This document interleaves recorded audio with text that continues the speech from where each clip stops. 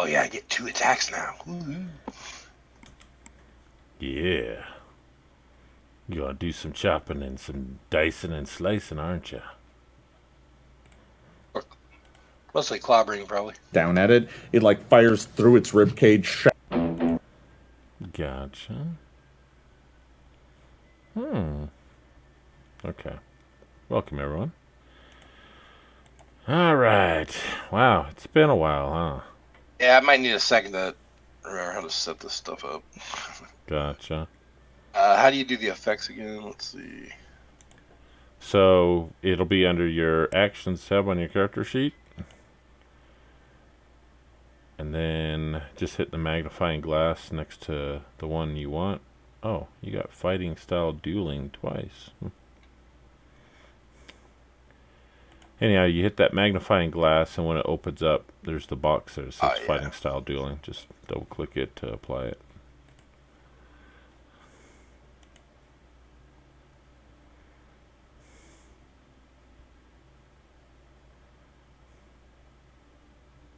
Cool.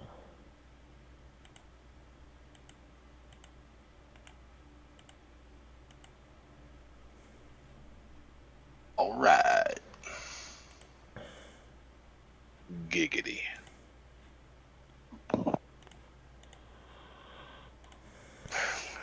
We about to get on a boat. Uh-huh. So if I recall correctly, the last time we played, whenever the hell that was, we were in the capital city of Dunshane, where you guys visited with the Queen to find out that Fathanlis had escaped from the jail. You were introduced to the Dragavar emissary, who you guys will be getting a ride back to town with. You also are currently staying at the Pink Seagull Inn with its plush pink decor.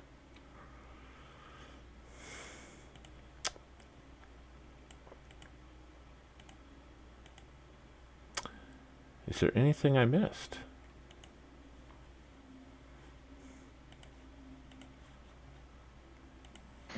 I believe there was a note that said good luck on your future endeavors or something like that. And it was signed with a letter, I think. Yeah, that was my girlfriend. The queen. Oh, yeah. Yeah, you had that thing that wasn't a thing with the queen. Yeah. That's right.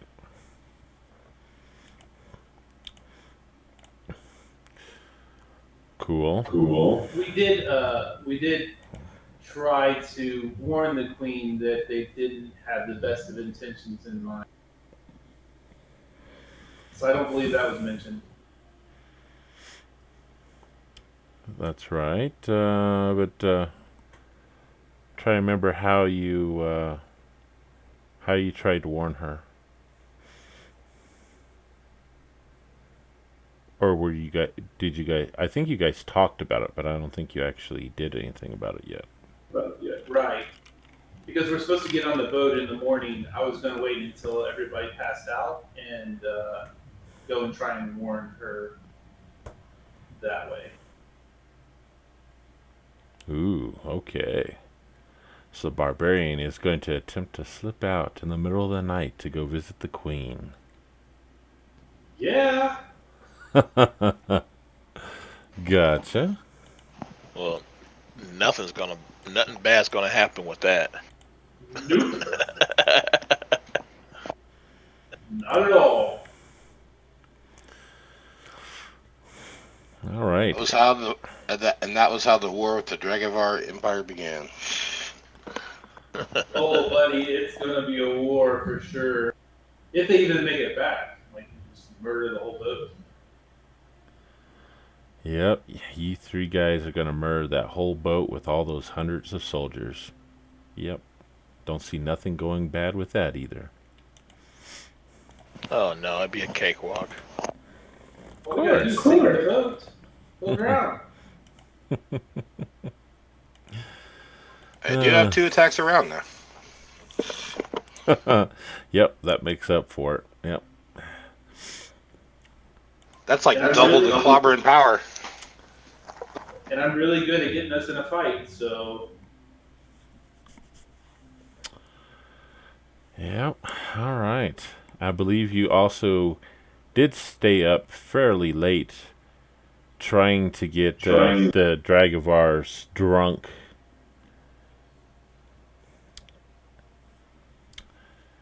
Let's see here. So it is in Duchesne. You are at the Pink Seagull. It is late into the night. Most people have already passed out and have gone up to their rooms.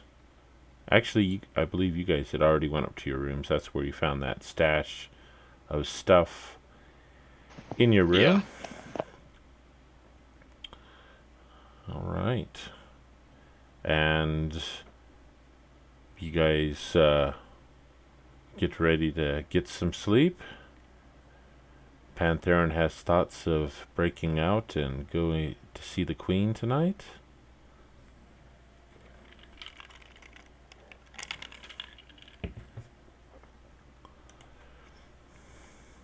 All right, Pantheron. Make me a stealth check, please. actually, I'm just gonna turn into a bird. Ah. You're going to turn into a bird. Okay. What kind of bird? Well, whatever kind of bird can just fly out the window and go warn the queen and fly back. There are lots of birds that can do that. But what kind of bird would you like to take the form of? Oh, I see what you're saying. African swallow. I have no idea. Just a common bird that will be able to fly out the window unnoticed and fly to the queen, warn her, and then fly back. I know. Just a regular old pigeon. No. She's a queen. I'm not going to appear to her as a pigeon. Then what kind of bird would you like to take the form of? I don't know. What kind of pretty birds have I seen in the forest? It would have to be something I've actually seen. Or maybe a bird that I saw in her court. Because queens have birds. You didn't see any birds in her court when you were there the other day. But through your travels, you've seen many types of birds, from different types of swallows to ravens, crows, pigeons. Okay, I'll turn into something that's elegant and non-threatening. Elegant yet non-threatening. Sounds like a crow to me.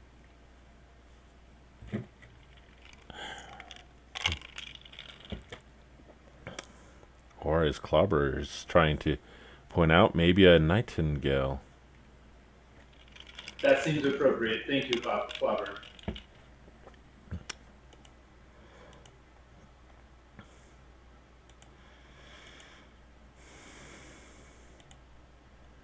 All right. So Pantheron takes form into a nightingale bird. And are you opening the window, or is one of your buddies there, like Clobber, opening the window for you to do this, or what? Yeah, I would assume since we're all in the same room and we've already discussed what's going to happen, one of them would open the window. Unless the joke's on me and they don't open the window and I transform and I can't get out.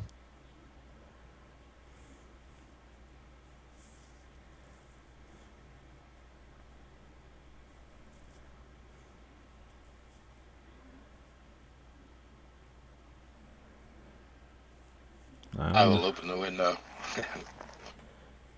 Okay. So Clobber opens the window. As you peer out, you see a night sky. There's no clouds over. Lots of moonlight streaming down and some stars kind of winking in and out.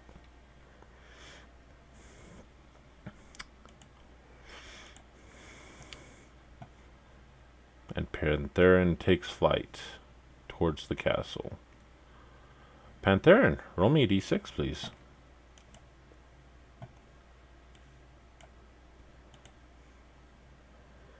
You're not gonna make this easy, are you?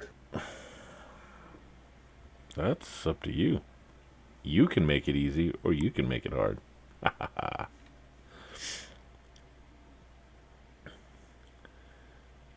That laugh was very maniacal. Oh, yes. All right, so you are flying, headed up the hill towards the castle up there. And let's see. Perception. Let's do.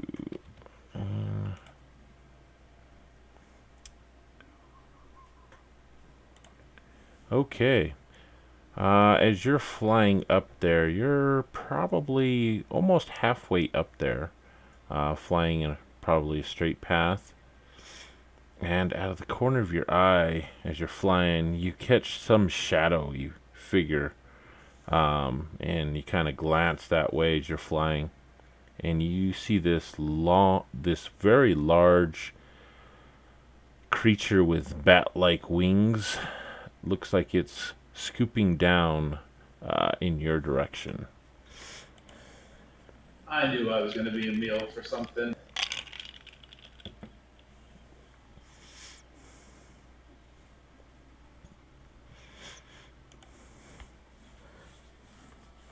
All right, I'll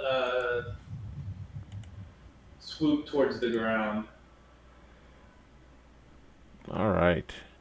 That way, when I have to change form back, I'll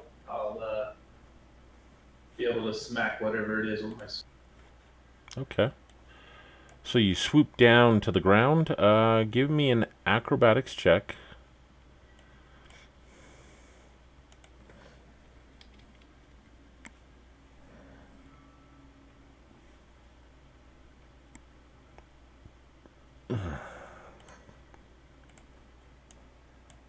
All right. So you easily just swoop, diving down to the street down below. There's a bunch of clothes lines with some clothes kind of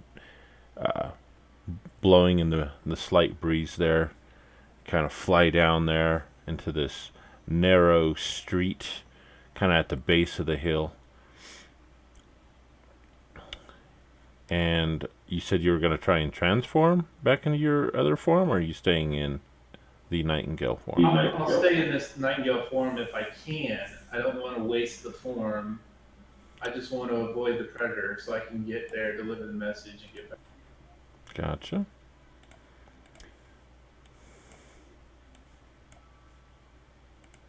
All right. So I would like for you to roll initiative, please.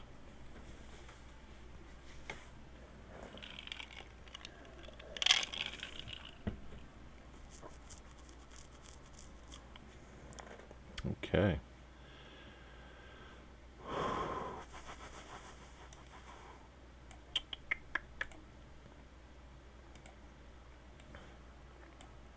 Sorry, guys. I didn't think this was going to be about me. All right. As you swoop down close, diving through some of these curtains and whatnot, you look back. Looks like you possibly lost whatever it was that was coming after you. Fly a little bit more, and up ahead of you, you see this creature is coming at you head on. And from this vantage point, being closer, you can easily see that it is a giant bat that is swooping down to attack you. As it comes down and it tries to grab you with one of its claws. And it misses. And as it does, it kind of dives into some of those clothes and whatnot, getting slightly tangled up into it.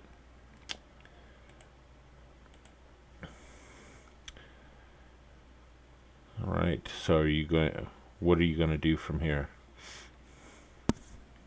Double move out. I ain't worried about that bat. Alright, so you kick it into high gear, and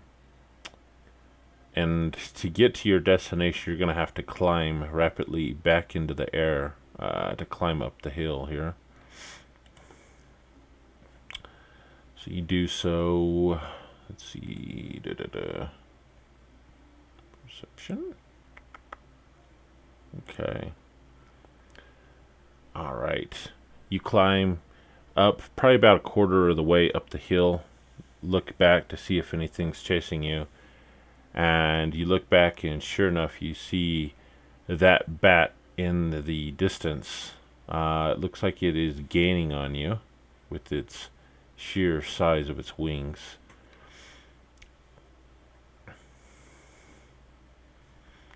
Do you want to continue forward, or... What's up ahead of me? So, up ahead of you, there is some of the wall. There's some tower parapets. There are a couple soldiers manning the walls. There's a road that winds up to the castle. And of course, you got the rest of the hill to climb. You're only about a quarter of the way up the hill. Can I make it to an area where he can't fly, but I can?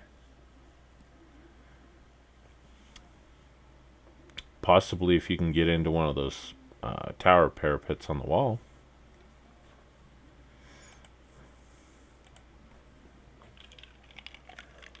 All right, let me try to do that. Or my second option is to fly between the two soldiers and let the giant bat fly into the soldiers. Yeah, you could do that. I wonder what the soldiers would do. That'd be kind of funny.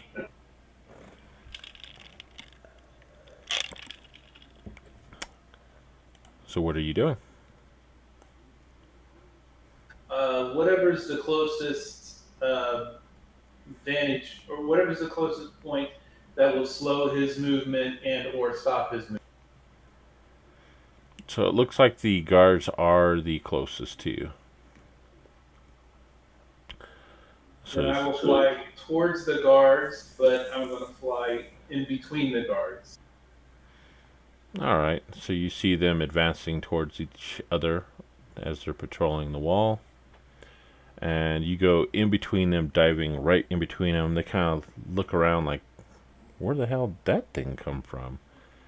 And as they kind of look back and start on their patrols, all of a sudden that giant bat comes swooping up, and their eyes go large, and you see a couple of crossbow bolts shoot out from them at the giant bat.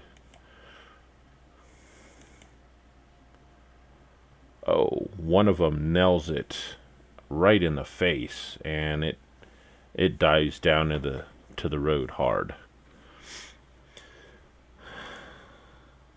Looks like you have successfully shaken your pursuit off. This time. That's right.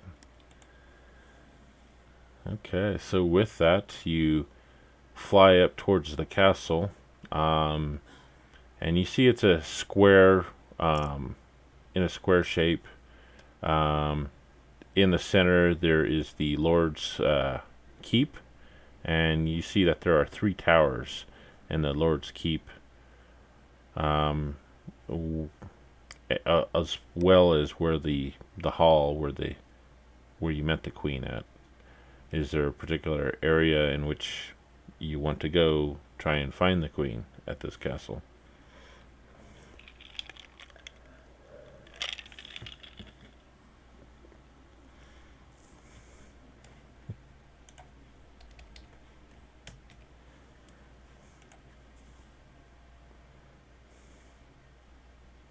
Are you there?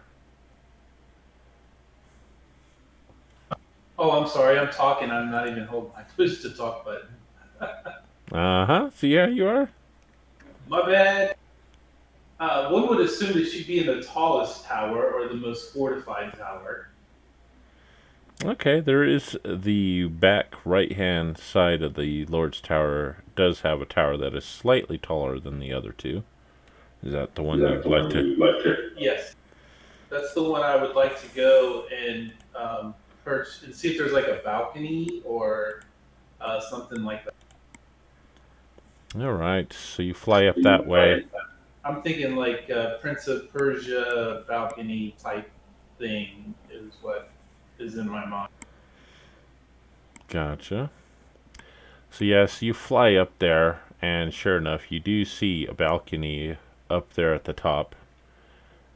It looks like the doorway out to the balcony is open. There are some fine white linen sheets kind of blowing in the distance, or blowing in the doorway there from the slight breeze up here. You do see a light coming from the room on the other side.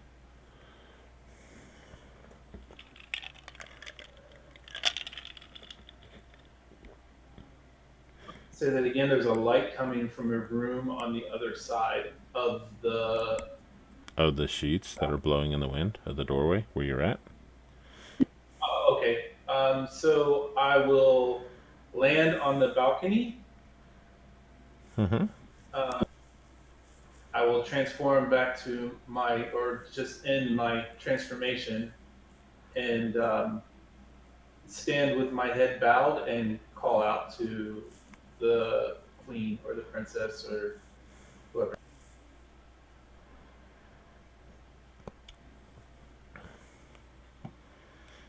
All right, you call out to the queen. There's a moment of silence. And you hear some hard booted footsteps approaching the doorway. That's fine. I'll stay there, melt down with my head down, because I'm not trying to peek at her or anything like that. I just want to show her that I'm. In fact, if there's a way that I could stand off to the side of the balcony, to the ledge, so that I'm not looking in the room, that would probably Okay. to preserve her dignity and decency and keep my head bowed and not be aggressive at all, like totally subservient. Okay. Um. So you step off to the side of the balcony there, with your head bowed, and you hear those heavy footprints coming closer, and then slowly approach, and you hear, "Halt! State your business, intruder." I understand that this is not ideal for either one of us, but I have important news for the queen, and I have to get back to my room before morning before we get on the boat. Really? And I wanted to make sure that it was as clandestine as possible so that she got the message right away. Ah. Very well. Tell me, so that, well, the queen is behind me here. That, you look like a pretty big, brutish guy.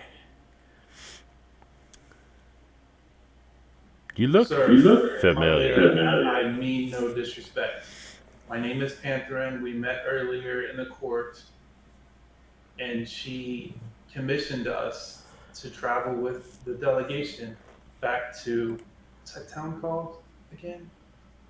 Bogtown? Yeah, Bogtown. I see. Well, very well. I see that you have some weapons. Go ahead and lay them at your feet here, and I will call her out to talk to you. I do so. All right. And have you looked up at him yet, or? Keeping my head down until I'm told to look up. Very well.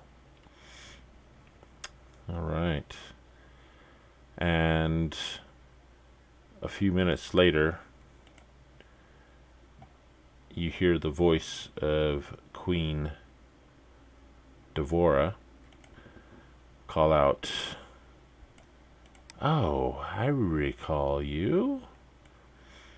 Tell me, Yes, why do you seek my counsel at this hour?"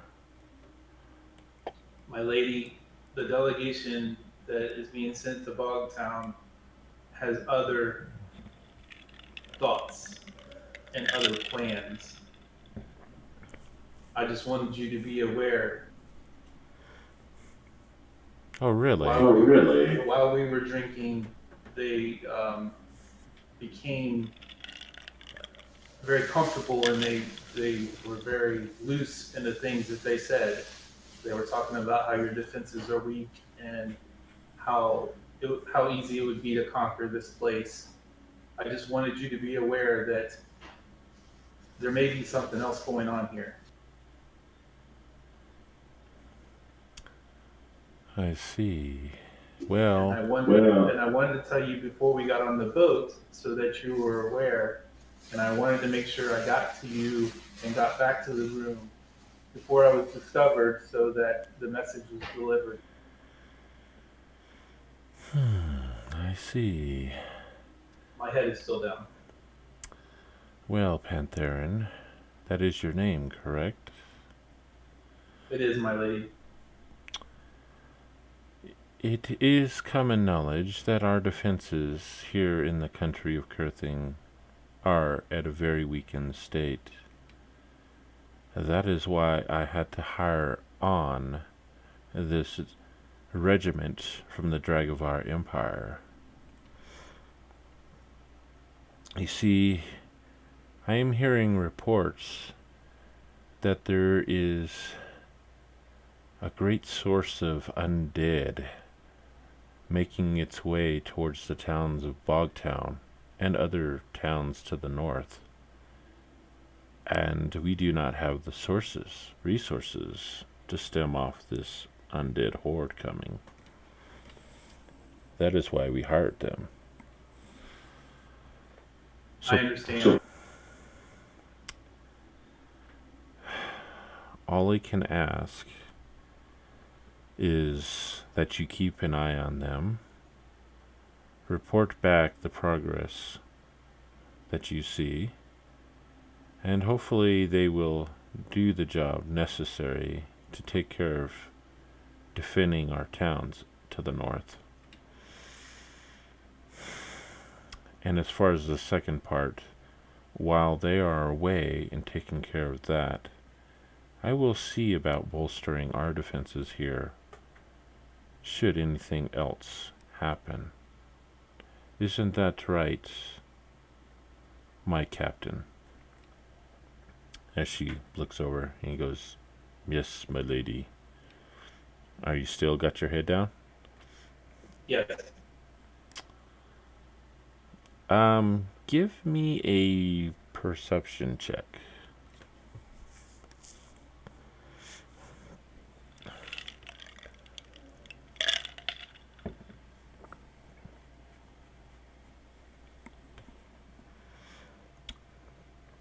All right. Does his voice sound familiar? His voice sounds very familiar to you.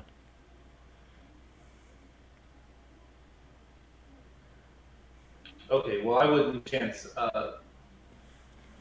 disrespecting her in that way, so I would keep my head down. Very well.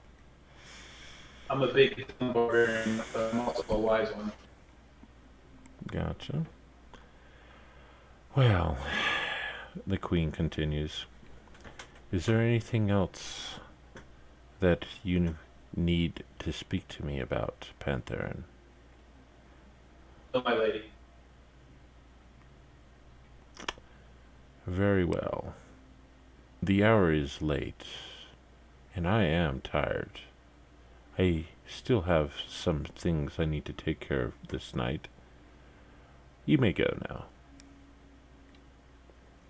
Have a pleasant evening. I'll pick up my sword and transform to a bird and fly away. Okay. You transform back into a nightingale again? Yes. Alright.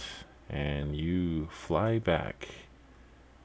Roll me a d6, please.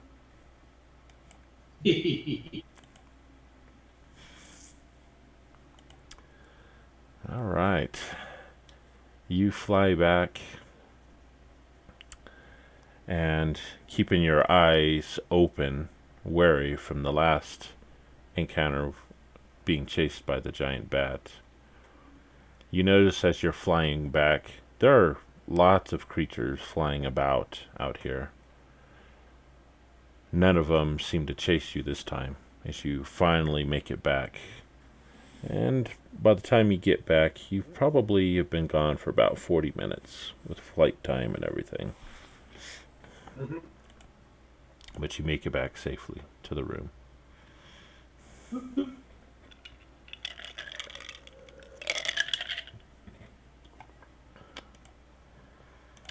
Clobber and Alvor, are you guys still awake? Or did you go to sleep while he was away? Who? What? I Um, would. I would be asleep. I Alvor would not. He was worried, so he would still be up.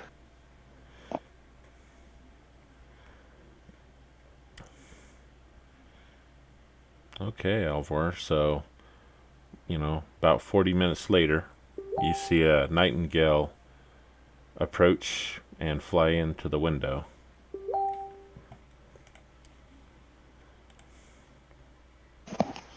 Okay, I wait for him to transform and tell me what's going on. Yes, I'll transform back to my normal form and tell them everything that transpired and what she wishes of us to do. And yeah, that's about it. Hopefully, it's discovered by the delegation.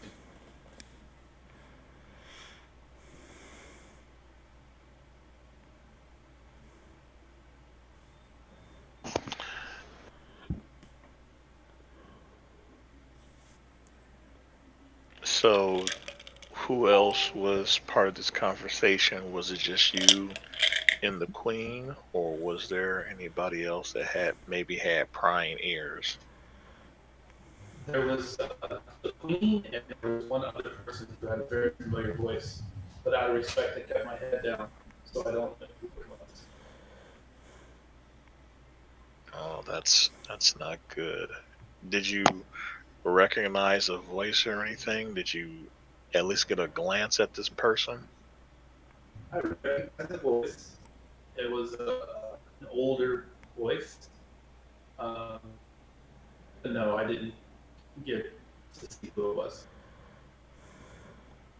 Okay, well, I'm But it was glad. definitely the queen that I was speaking to. Okay, well, I'm glad you're back. We'll just have to discuss this with everybody else in the morning, so I can go to Thanks for sleep now. waiting. Thanks for waiting up. Yeah, no problem. I guess The giant bat. everybody everybody has jobs around here. I guess mine is to worry about people. You didn't hear the giant bat part? Hmm. What was that? You didn't hear the giant bat part that tried to eat me? Oh, that's nice. Interesting encounter. I would assume. He caught an arrow in the face. Oh, okay. a unique encounter with action. So Yeah. Yeah, I'm pretty tired myself. okay. So yeah, with that, I go ahead and write a few things down in my journal, then lay down and go to sleep.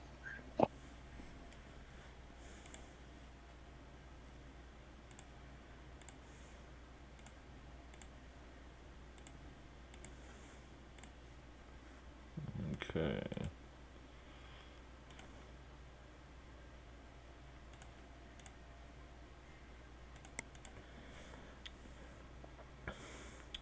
All right. So you guys fall asleep. Sleep through the night.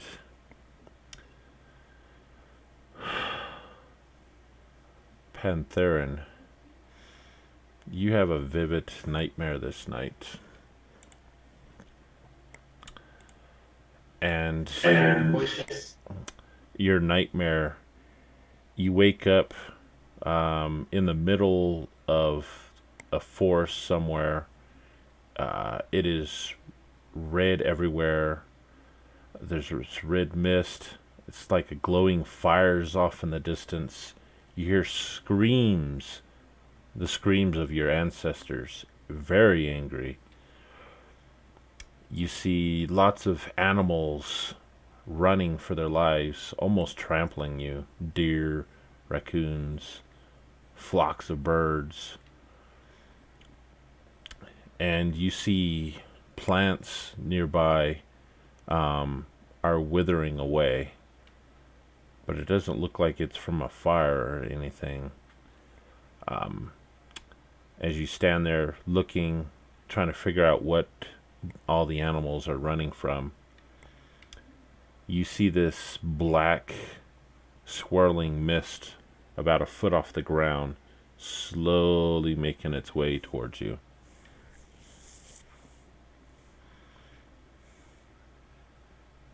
Well, that's ominous. And then you wake up.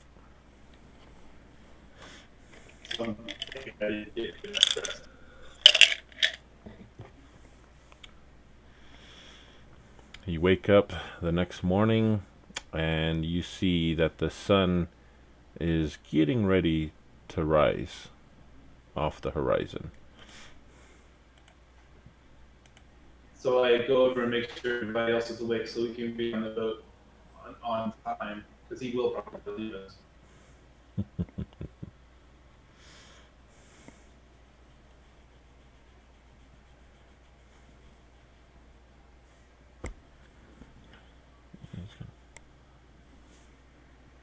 In my normal fashion, I get clever.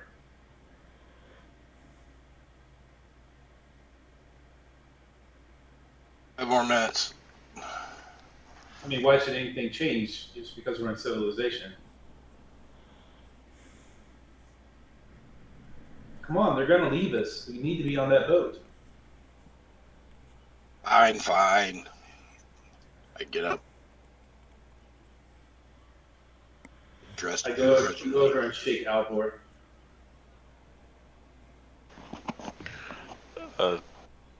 I fall off the bed because fell asleep with writing in my journal. Shake the cobwebs out, get up, and start getting ready, having trepidation of today's possible events. Seeing how he's looking and feeling, I clap him on the shoulder and say, "Today's a new adventure. Just look at it that way." Giving a cheesy halfway smile, it's like, yeah, adventure, yeah. As he starts getting his gear together. I mean, really, how many times can you say that you've actually been on a ship full of Dragonborn who are bent on world destruction and domination? Yeah, that's the issue. Penthrin laughs out loud, heartily. I go over and wake up Ronan, who doesn't look so good.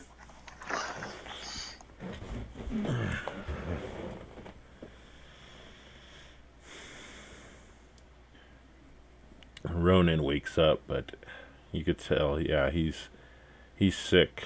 He's not feeling well. Got food poisoning. Probably gonna have to lay low for the rest of the day.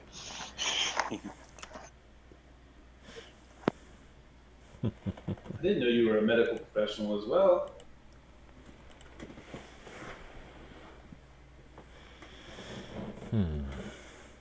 A lot about food.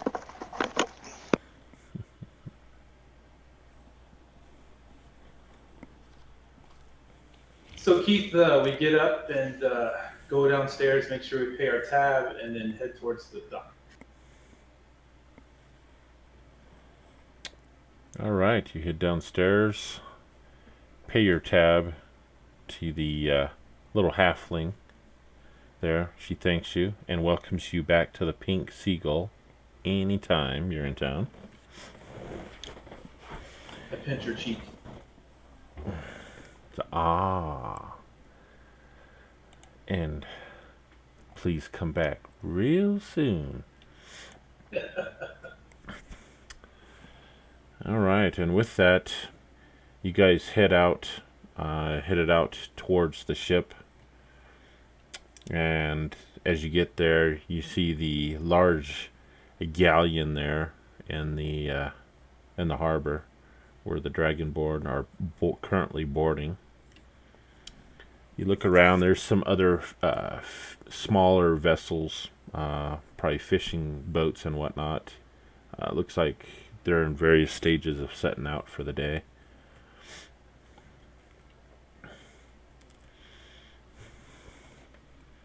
As you get closer to the Dragovar galleon, let's see.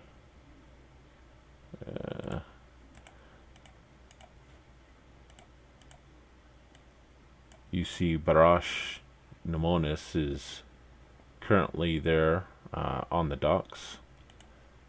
I see that you have made it. We are about to set sail without you. Good morning to you as well. Good morning. Well, come on. We have a long ways to journey. I trust it that you slept very well in that pink, whatever you call it, that pink place. I had a good evening, thank you very much. And you? Yeah, I've slept better. Well, you can sleep really well tonight on your ship. Always look towards the positive, my friend. The positive. Yes. Oh, yes. Very positive thinking. So out of character, he really creeps me out. I really want to hit him with my swords. But in character, I'm going to pretend to like him.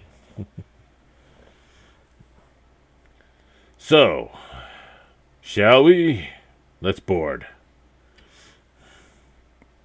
And I make sure I make it a point to let him go first. Oh no, you are the guest on board. You may go first. Why, thank you. You're welcome. What is wrong with your friend here? This elf looks... He doesn't have a disease or nothing, does he? No, I think he just ate something that didn't agree with him. He's fine. Very well. I have arranged your sleeping quarters. It is down on the lower deck, down below. Why do I feel like we're going to be a prisoner in about a second? Oh, okay, thank you. You're welcome. And I start climbing down below. All right. You venture down into the decks down below. It's very dark. A lot of the wood down here is a black wood of some sort, probably from the lands of Rune or Dragistan, far to the northwest. And as you go down, you see that they are packed full of these dragonborn troops. And you go down one deck, go down two decks, go down to the last deck, 3 decks down below. And you find that there is one bunk at the very end that has 4 beds in it, stacked 4 high. And Dragonboard says, you must be the adventurers headed for Bogtown. Here is your bunk. Well, thank you. And you are. My name is Vagabar. Nice to meet you, Buggabar. And I extend my hand. He shakes your hand. I am Panther. We thank you for the accommodations. You're welcome. There's a bucket of water next to your bunk there. In case you need to freshen up or drink upon this voyage. Hopefully you brought some rations, as they often forget to come around and feed us. So we're kind of on our own down here until we get there. Panther produces a berry and says, "Here, try one of these." Ooh, that tastes good. We're good. Thank you very much. You're welcome. If you need anything, let me know, but there's probably nothing I could do, but you could ask anyways. I'll just be right here. And he points about two bunks down the row from you. And Likewise, if you need us, just let us know. Very well. Yeah, as you look around, there's a couple of lanterns, but it is fairly dark down here. Dank, dark. No sunlight. No wonder these dragonborn are so angry.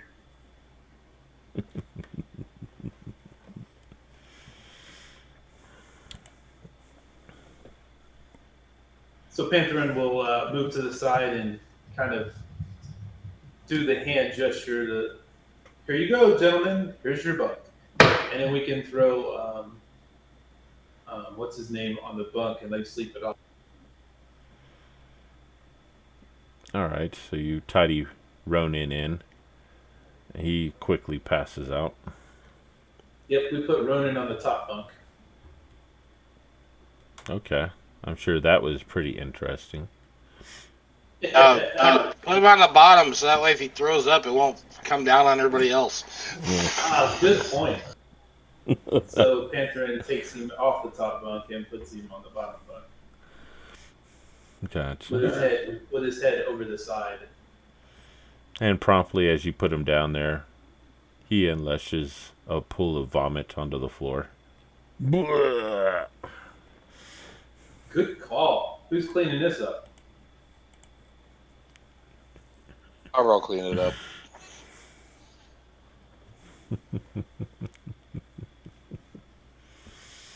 I mean, apparently we only have one bucket to drink out of and freshen up out of, so.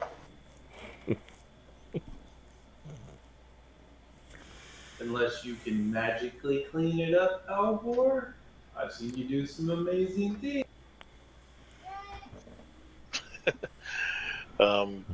Unfortunately, one of those spells, I don't have those because I don't do housework. So sorry. He goes Well, I wasn't saying you, but maybe your minions. oh. So Like a vacuum cleaner or something?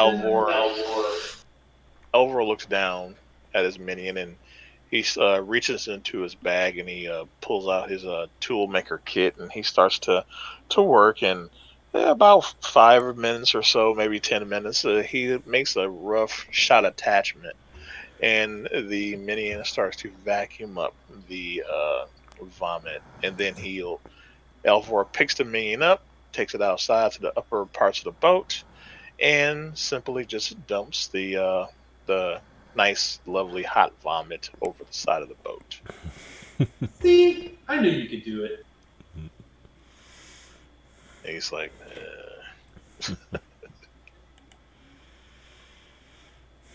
Gotcha. And as you toss it overboard from up top there, you see that you guys are well underway. The sails are full of wind, and you're rapidly leaving the harbor at a fast pace for this big galleon. So it was mentioned that these guys had trouble with some people along the way. With all these soldiers, they had trouble.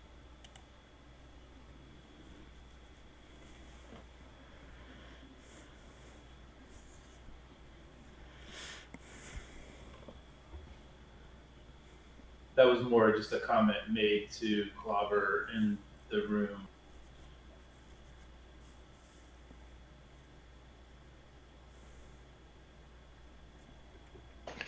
well, I really don't know about war per se, but if numbers beat numbers, that's why you have problems. Thinking, Alvor's thinking that that was probably the most intelligent thing at that particular moment. I mean, this is a big ship, and there's a lot of people on here. What would they have trouble with? It seems like this is practically an invasion force. Could have been a fleet of other beings. True. But did you see any marks on the ship, like it was in a battle or anything? I didn't.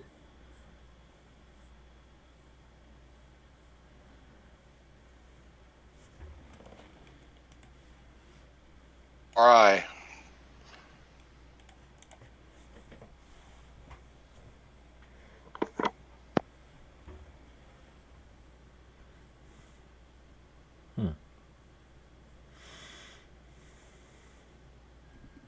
Yeah, you noticed, all of you noticed when you got on board that you didn't see any signs of this ship being in a battle. So either they were lying, or it wasn't a struggle at all for them. But what reason would they have to lie? To garner sympathy from the queen?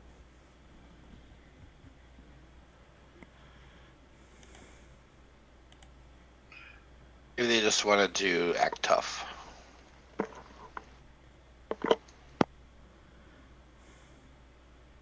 Yeah, I get that. Being a barbarian, I can understand that mentality. There are those who act, and there are those who actually are.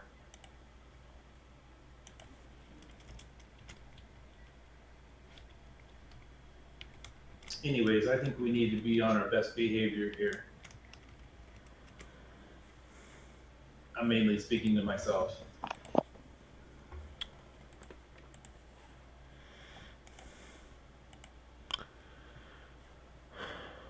So, what do you guys proceed to do while you're traveling? Are you going to try to stay down in your bunks the entire time, or something else? I'll probably try. Go ahead. No, I stepped on you. Go ahead. Clobber will probably try his hand at fishing again. Okay. So, Clobber's going to attempt fishing. Pantherin, is there anything you are wanting to do? Probably going to meditate and pray on the dream and vision that I had and try to find meaning and interpretation to.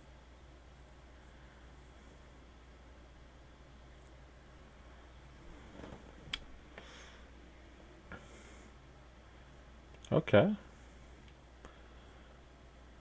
And Alvor, is there anything that you would like to do while you're on this voyage? Actually, I want to stay close to Clobber because all the talk of this conspiracy and whatever has got Alvor totally freaked out.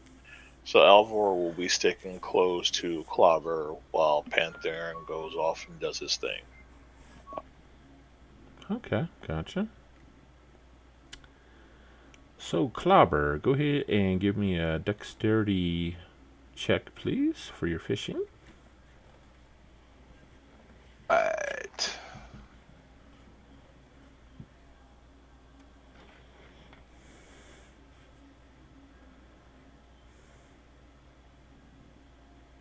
Oh. Sweet. Wow. That's twice. I'm an excellent fisherman. Yes, you are. You have missed your calling. You haul up another huge tuna, probably about 120 pounds in size. Pretty small for a tuna, actually. But Depends on what type of tuna. Okay, it was 350-pound tuna. world record's like 4,000. Just saying. All right, you catch one that is 3,999 pounds. Wow, this guy. Just about every dragonborn on this ship to help you pull it in. Yeah.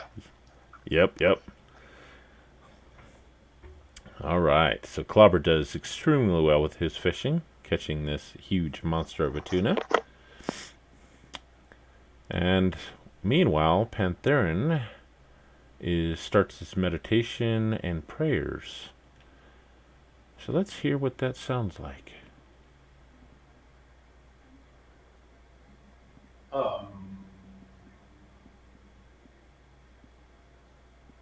That's all I got. Okay.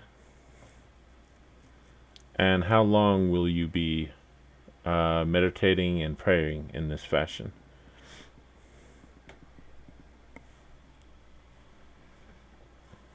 How long's the voyage? 3 days. 3 days. Yes, sir. Unless there's a reason to come out of it, like a fight, like defending my friends or myself, I don't see a reason why you would come out of it. Okay. After about a day of praying and meditating in that fashion, you hear a low hum.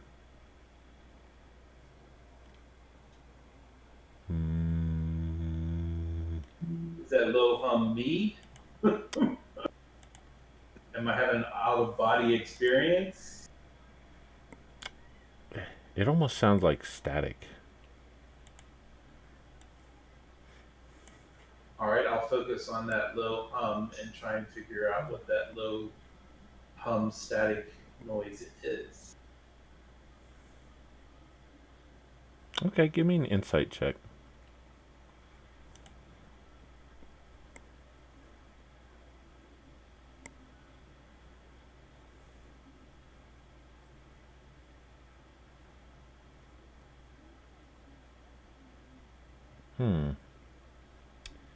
Perhaps it's in response to the hum in your prayers. So maybe I should stop my prayer with a hum and start adding words like actually mental, not verbal words, but mental words like actually walking myself through the dream with all the details in that fashion.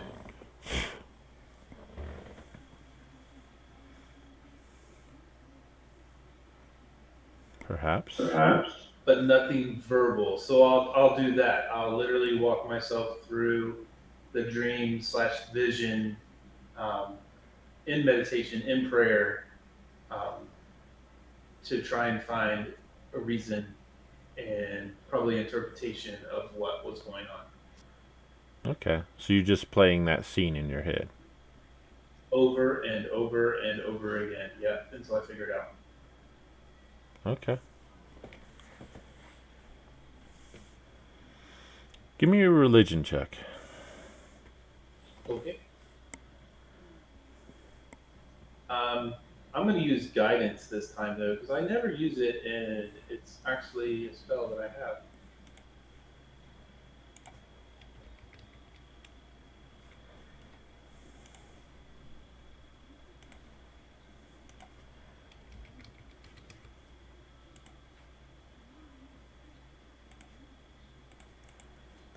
Okay.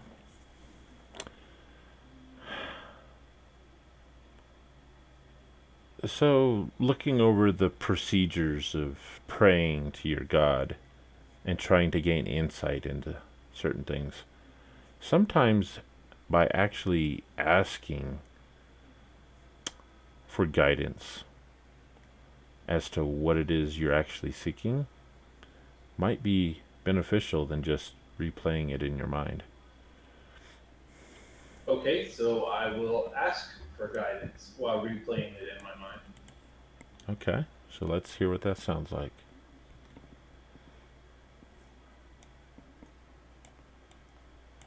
So I'll speak to the ancestors because my ancestors were there, and not necessarily praying to a god, but because I never really chose one other than nature itself. Um, and my mom, of course, she was a druid, so maybe tap into that as well. Just basically, what does this mean? What what message am I supposed to receive from this? What are you trying to tell me? Why are you upset other than the fact that I know that you're very upset at the fact that you were all murdered, and I'm working on trying to correct that situation. I just don't understand what this vision was supposed to mean. Does that sound better? That it does. So, as you ask that, you get a flash back. Uh, you're somewhere out in the forest, probably far to the north of Bogtown, in your old ancestral lands. And you look down and you see a tribe, a fairly big tribe, with the different leather fur tents and whatnot. It's a lazy smoke. You kind of see the sun just coming up over the horizon. Looks like it's early morning. Looks like a chill fog surrounding the camp. And then you hear a shrill voice come to the south, and you kind of pivot your view looking that way, and you see a young member of your tribe running out of the woods toward the tribe, screaming in alarm. And behind her, you see all kinds of forms emerging from the trees.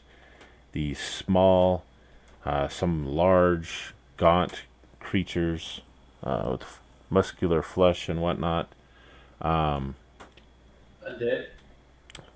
It doesn't look like they're undead, with these long claws, long fangs, and they just start ruthlessly attacking everything. You also notice as they are emerging out of the forest, attacking your tribe, you see the leaves and the foliage all around where these creatures are just instantly start to wilt. You see birds that are kind of flying around just fall down dead in the air. and this scene just goes dark as the tribe is engulfed by this huge horde of these creatures. Looks like they're some type of demonic creature that engulfs the thing. Have I ever seen these creatures before? You have not seen them yet. Okay. Can I get a good physical description of them that I could tell, like Alvor, for example, is very astute and could write it down or draw it? Yeah, you can give a description to him. And Alvor can make a religion check based on the descriptions that you give him to see if he can recognize what you're talking about. Okay, so I'll continue my meditations until there's no more information, and then that'll be my next step to get with Alvor and say, hey, can you help me identify what this is? Okay. So you continue, and a short time thereafter, you see another image flash, and it is of some ruins that you've recently visited a couple weeks past out into the swamps.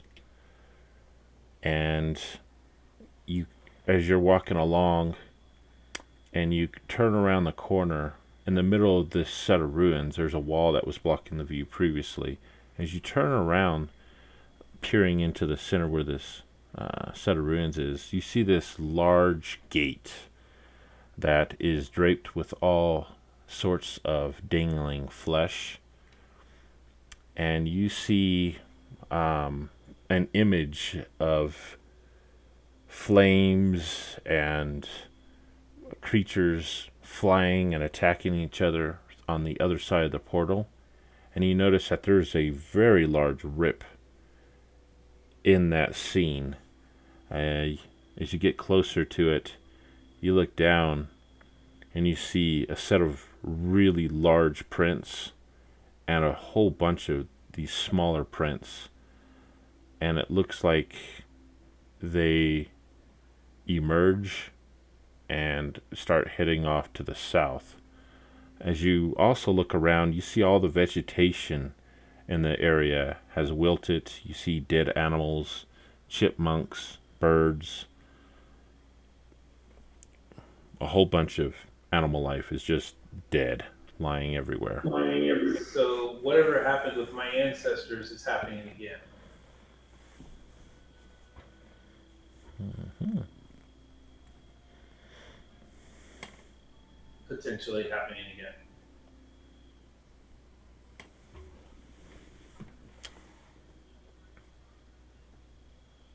Possibly. Mm. Okay, like I said, I will keep that mental image as well and relay it to Alvor and see if we can come up with a reason for it or an origin for it. And then obviously we need to go back to those ruins and destroy that gate.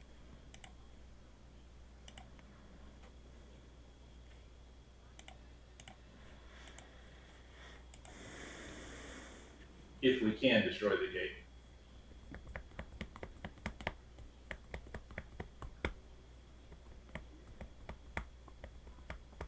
Ooh, maybe we could tell the Dragonborn to go destroy the gate.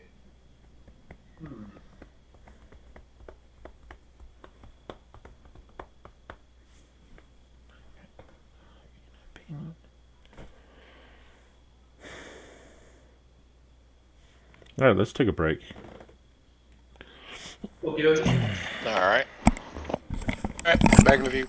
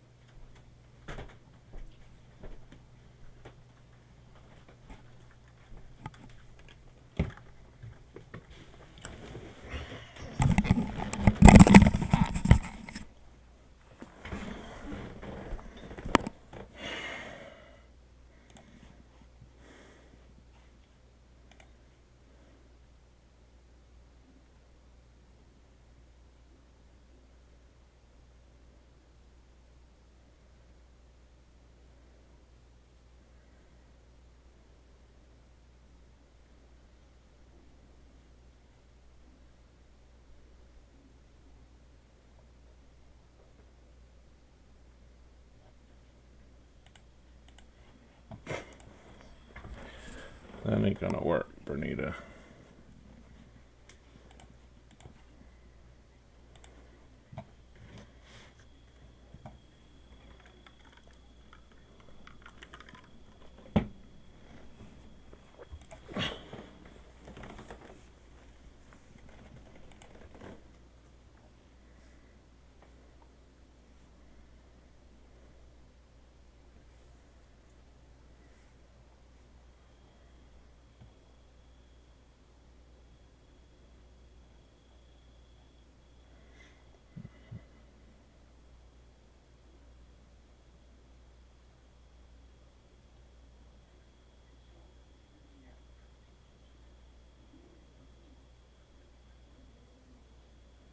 I am back. I have returned as well.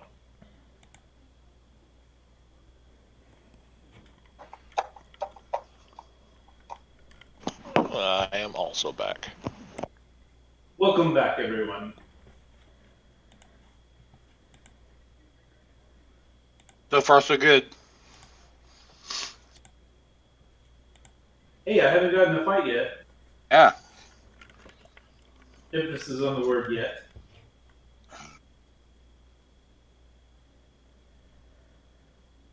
And if anything, challenge somebody like the leader to a duel or something. Absolutely. If I'm gonna do it, I'm gonna go big.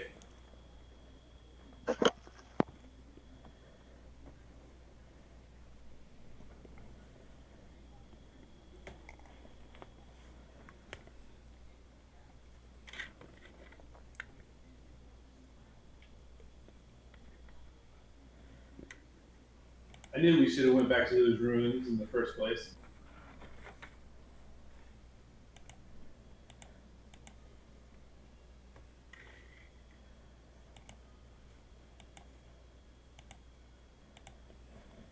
Why did we never go back? Because we were not strong enough, right? Basically, yeah. We had to do the whole thing with Fathamless trying to save his ass.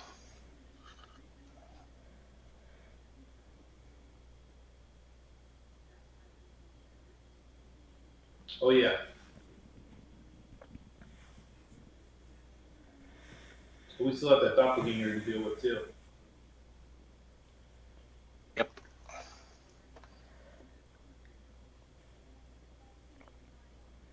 Alright, I'm back. Welcome back. Thank you. We missed you. Alright, so, Pantheran, you finished having your prayers and your visions and meditation.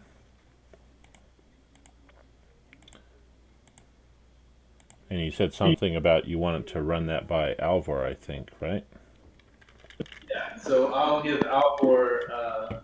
I'll sit Alvor down on the bunk, and I will, looking sternly into the not sternly, but directly into the eyes, and say, "I need you to follow every detail that I'm about to relay to you, and write it down, sketch it, however you want to do. But I think this relates to what we're supposed to be doing."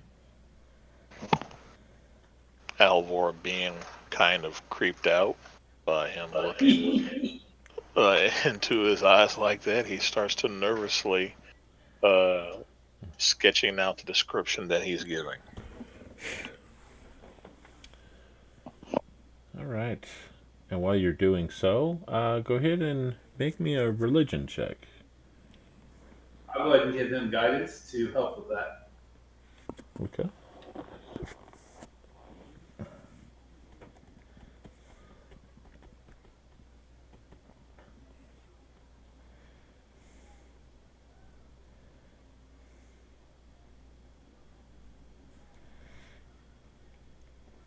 Okay. So as you sketch these out, Alvor, you recognize these creatures from some tomes that you studied in the past. And these creatures, it looks like, are different forms of what are called mains demons. Okay. As I'm sketching, and realize what they are, Elvor drops his pencil on the ground and he turns the sketching book toward him. Is this what you're talking about? Andrew, not missing a beat, reaches down, picks up the pencil, tries to hand it back to him, like he made a mistake. Yes, that's what I saw in my visions. That's what wiped out my family centuries ago. Elvor starts to shake his head, and these are what are called manes. There are forms of demons. Do they bleed? As far as I know, yes. If they bleed, they can die. Not a character. Okay, Arnold. Um,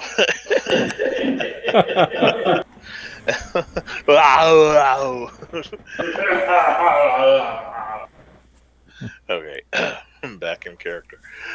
Yes, they can bleed, but they are tough. But what is the worst thing about them? Not only are they demons, they normally have a leader who is a lot more powerful than they are. Do you think destroying the gate would be a good step? Yes, that would definitely be a good step because Maybe we if can we approach. I'm sorry. if we can destroy the gate, that's at least one avenue less they have to invade. But if there are more gates active, that'll just be a small bandage for an even bigger wound. Maybe we can weaken the Dragonborn by sending them against the gate.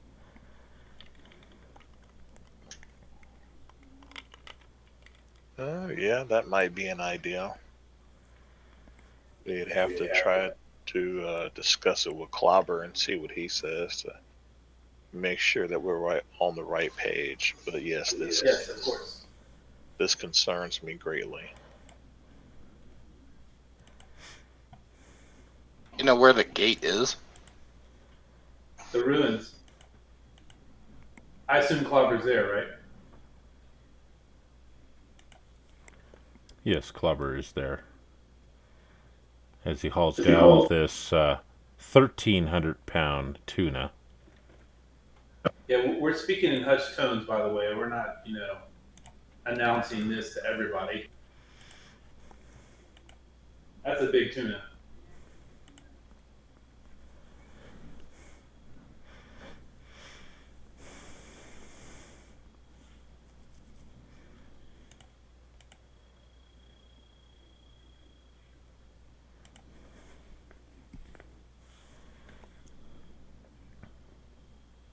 So what does Clobber feel about this?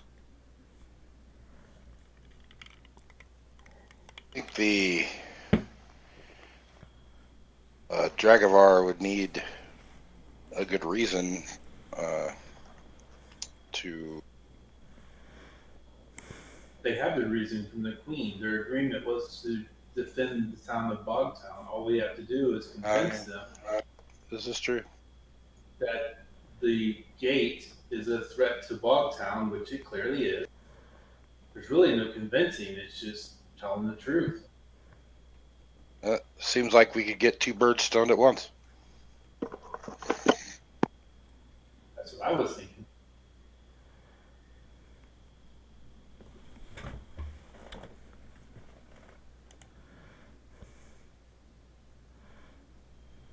Alvor, your thoughts? Well, I'm not all about war, but if it's in defense of our Bogtown, so be it. So the challenge is that we have to inform them in such a way that they have proof, not from the visions of a barbarian on a ship.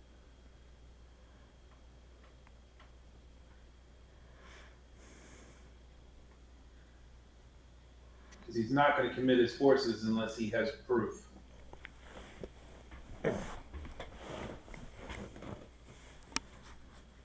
At least I wouldn't.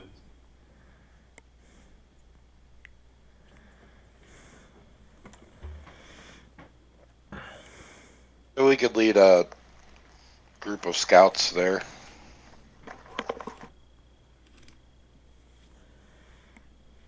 True. What do you think, Alvor? You're really smart. Well, the thing is, we have to be as effective as possible. So whatever is more effective, you can visually see that Alvor is not really comfortable talking about war tactics and stuff, but he's trying his best. I just think that you guys should just take care of it, and like I said, if it's in defense of our Bogtown, so be it.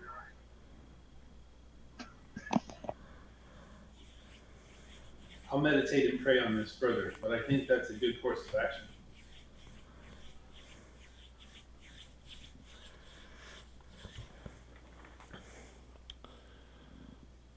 Okay. With that, you continue meditating and praying. A lot of those same visions just continually loop over. You don't see anything new as you continually focus on those. Clobber continues to catch big tuna on the trip, while Alvar hangs out with Clobber. And the 3 days goes by fairly quickly, especially for being on a boat in these cramped quarters. And you arrive the third day. It's mid-morning when you arrive. You see the swamps to the north as you approach the docks there. The ship slows down, they set anchor, and they begin to start the process of deboarding. With such a large ship, you notice that they aren't able to dock directly at the docks there at Bogtown. They have to stay out quite a ways. So they are currently ferrying troops in small boats back and forth. And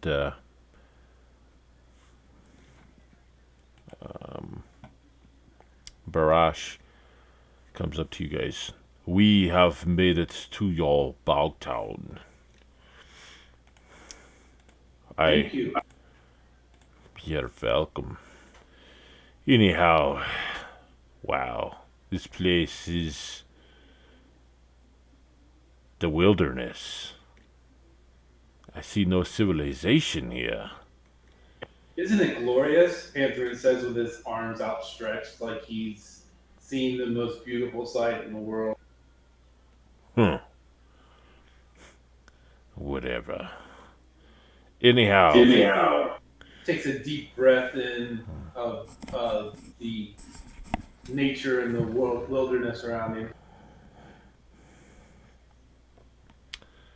Let's see. I hope that you are prepared to disembark. We have a small boat ready to ferry you to the docks. It will take some time for me to deboard my regiment of troops here. Thank you. I will be coming here shortly. So will we see you again? Oh yes, I will see you very soon. Until that time. Until that time. And Panther extends his hand. And he looks down cautiously, looking you up and down. Waits a couple seconds, and then cautiously extends his arm to shake. I shake his hand with no malice in my heart. even though I want to bury my sword in his chest.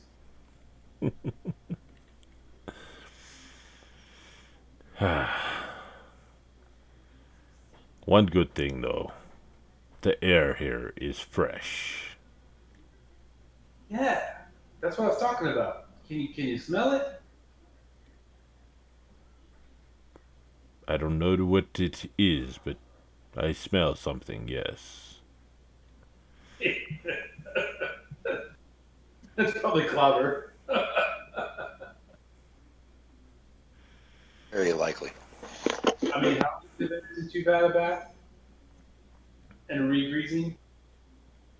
8 days. Woo! Ooh, boy.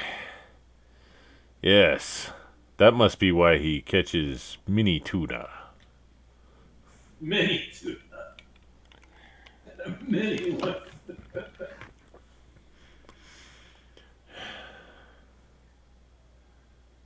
Well,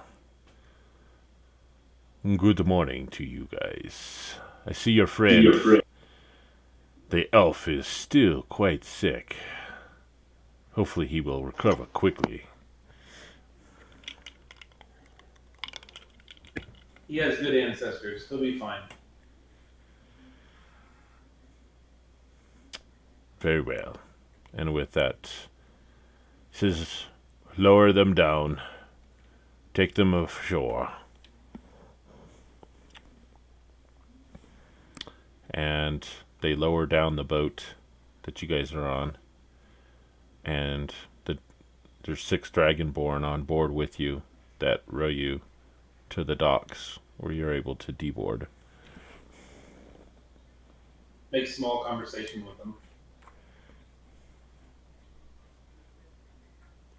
Row. Row. Yeah, I figured so.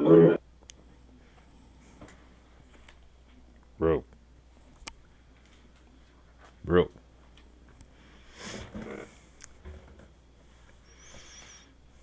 We are here. Panther fights the urge to bury his sword in their chest. All right, thank you very much. I think we should go to town and see how everyone is doing. All right. So I assume you guys leave the boat. You help Ronan off the boat as well onto the docks here. You see there are 7 other of these little boats full of dragonborn troops as they start piling up onto the docks. And your time on board, you estimate there's probably close to 300 to 400 of them on board this ship.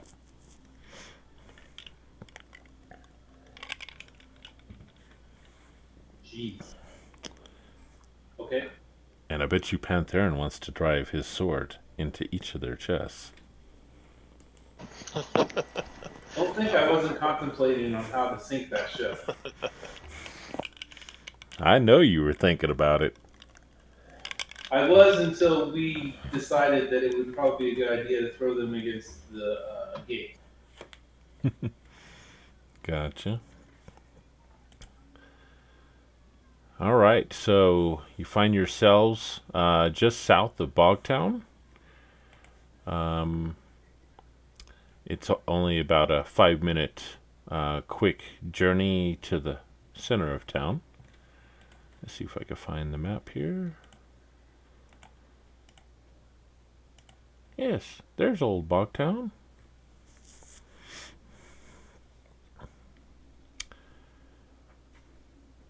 Not very defensible, is it?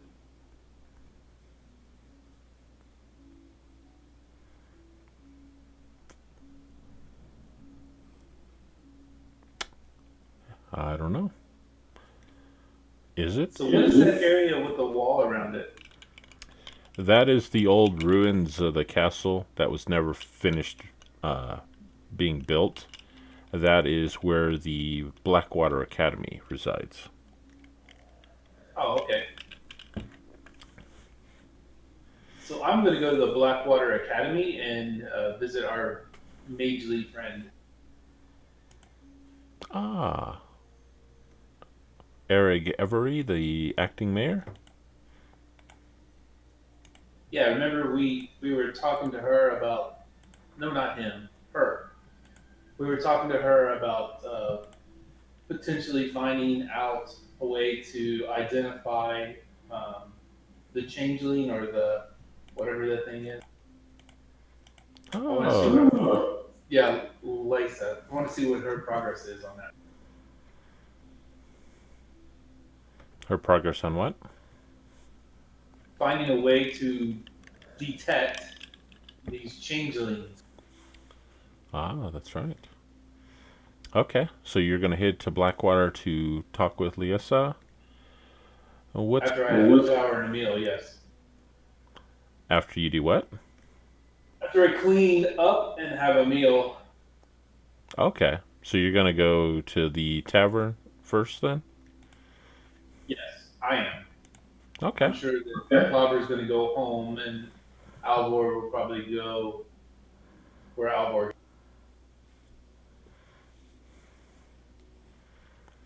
So where does Clobber and Elroy go? Clobber definitely heads straight home. Okay, Clobber hits home. And Alvar?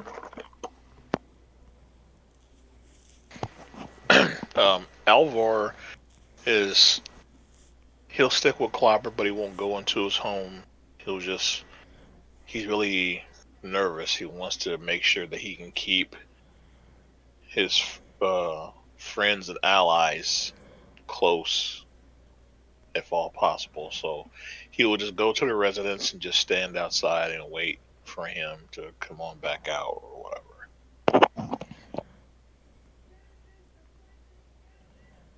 Clobber tells Alvor if the houses are rocking, don't bother knocking.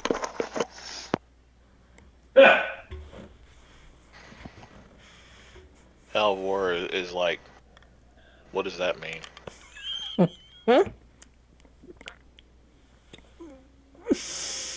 We'll understand when you get older.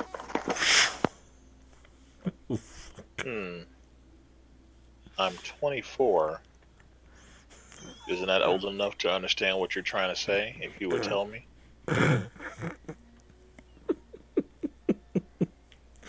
Just laugh and go inside. Close the door. Alvor stands outside with a confused look on his face, itches his head, and goes back to writing in his journal. Oh, shit.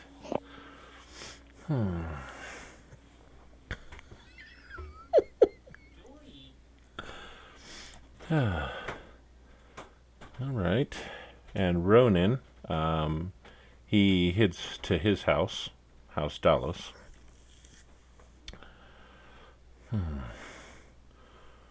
Whew. Wow. Okay.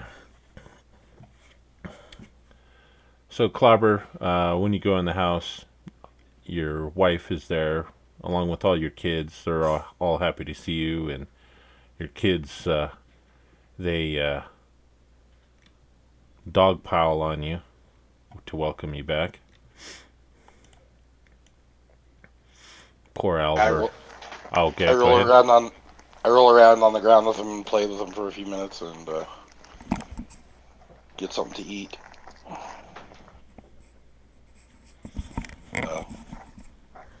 Well, we all know what happens after that. Not everyone. Well, that's what I was gonna say. Everyone except Alvor knows that. Everyone but Alvar. He's still standing outside, confused. I do take him out a plate of food before we go upstairs. Gotcha.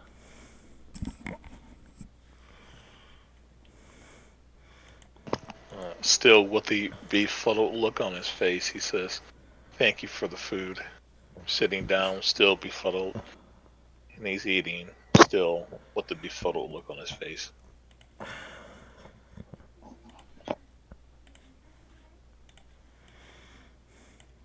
All right. And Pantherin, he heads over to the Laughing Harpy Inn, where you enter through the doorway there that's got the stuffed harpy sitting over the over the doorway. As you enter in, you hear a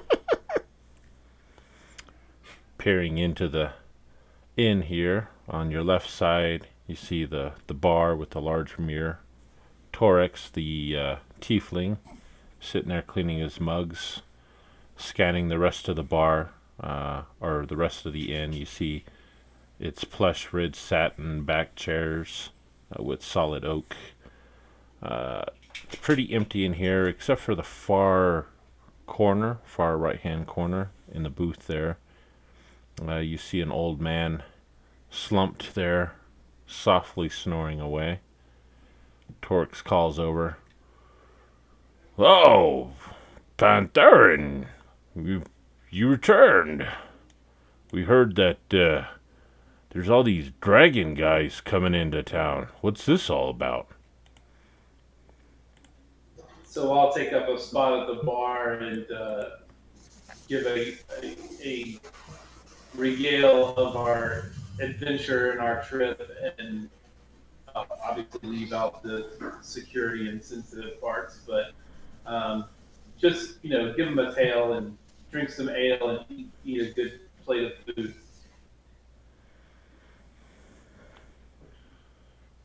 Oh, I see. So did everyone make it back all right? Yeah, everybody's back. Just some tired. Just get some much needed rest before we go out and do what needs to be done. Oh, I see. Oh, good. Well, you guys just made it just in time. The town, they're planning on having a meeting today at noon to discuss some of the stuff going on around town and to figure out what to do. So I guess it's kind of good you guys are back, along with those dragonborn guys. Yeah, I can tell them about what we've seen and on our adventures, and maybe we can figure out what's going on, or maybe we can figure out the source of what needs to be addressed. It'll be fine. Just enjoy your food and your drink. Ah, good. Yeah, you want a plate of your grilled sausage and rice? Well, yes, sir. Thank you very much. The best in the area. Ah, thanks. And to drink, was it the Toppled Ogre or the Merowin Wheat Ale? I can't remember. Give me one of each. One of each. Okay. I don't think you like the wine though, right? Maybe it changed. Oh. It did. Oh. Okay. Well, if you want some of the Brimble Sweet, just let me know. Thank you for your kindness. You're welcome. You know, Panther, I don't know what's going on.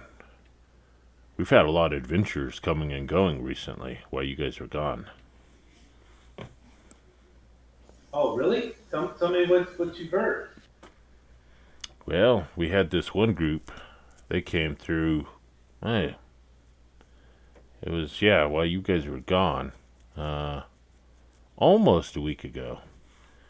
Some dwarf came in and hired them. They set off for the Isle of Mechanical Ogres.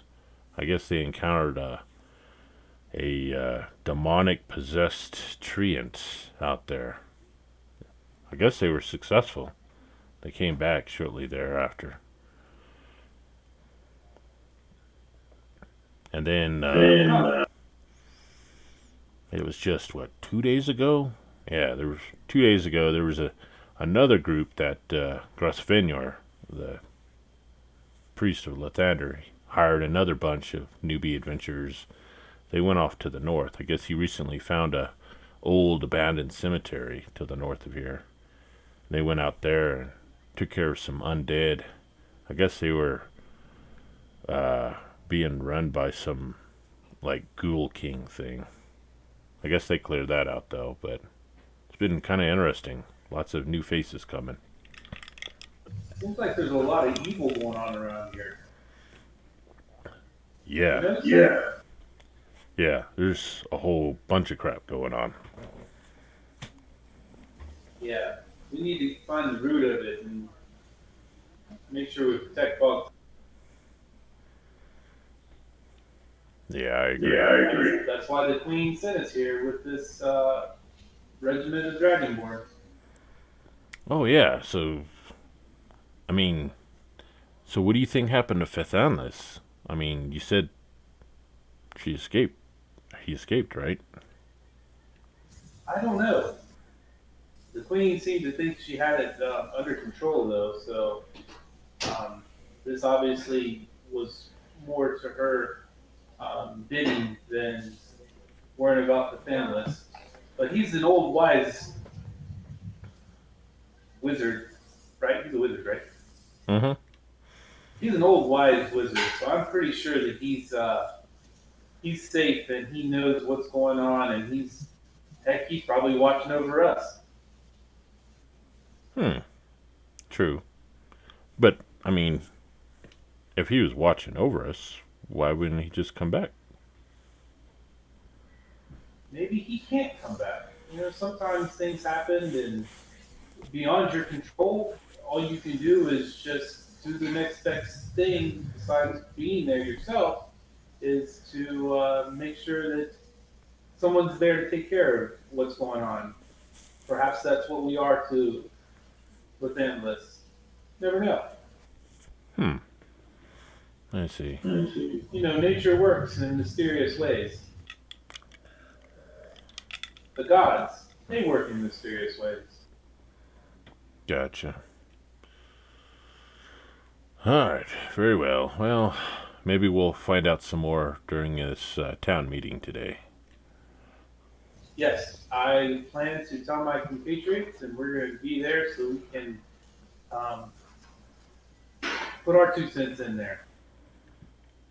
Well, what we think is going on. What do I think's going on? No, I was saying we're going to say what we think is going on based on what we have seen. Ah, okay, gotcha. Because, yeah, I'm clueless on that.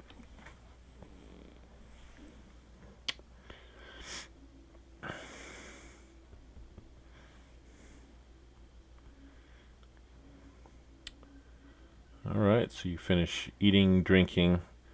And as you're eating and drinking, you see a bunch of Dragonborn as they're offloaded and they start entering town.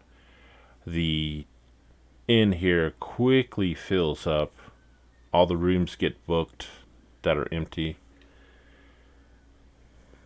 A bunch of Dragonborn start milling about, setting up camp out in that large main avenue out front. You see all kinds of tents being set up.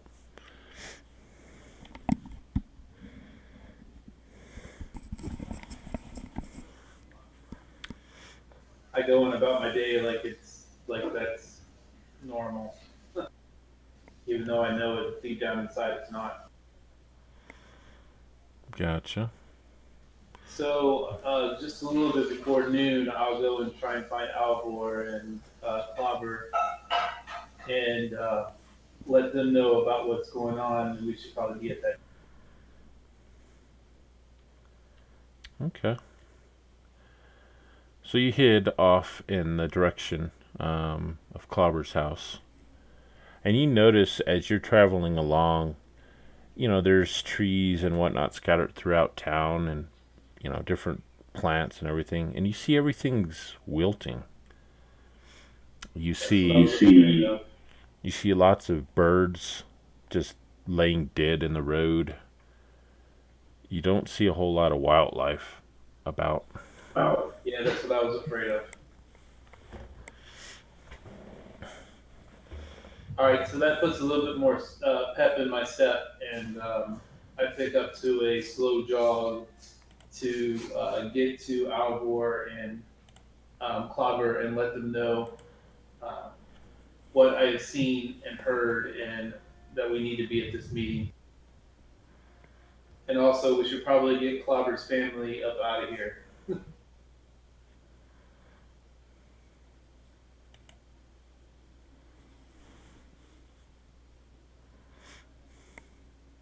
So I assume Alvor's outside eating. Yep, you find Alvar standing outside of Clobber's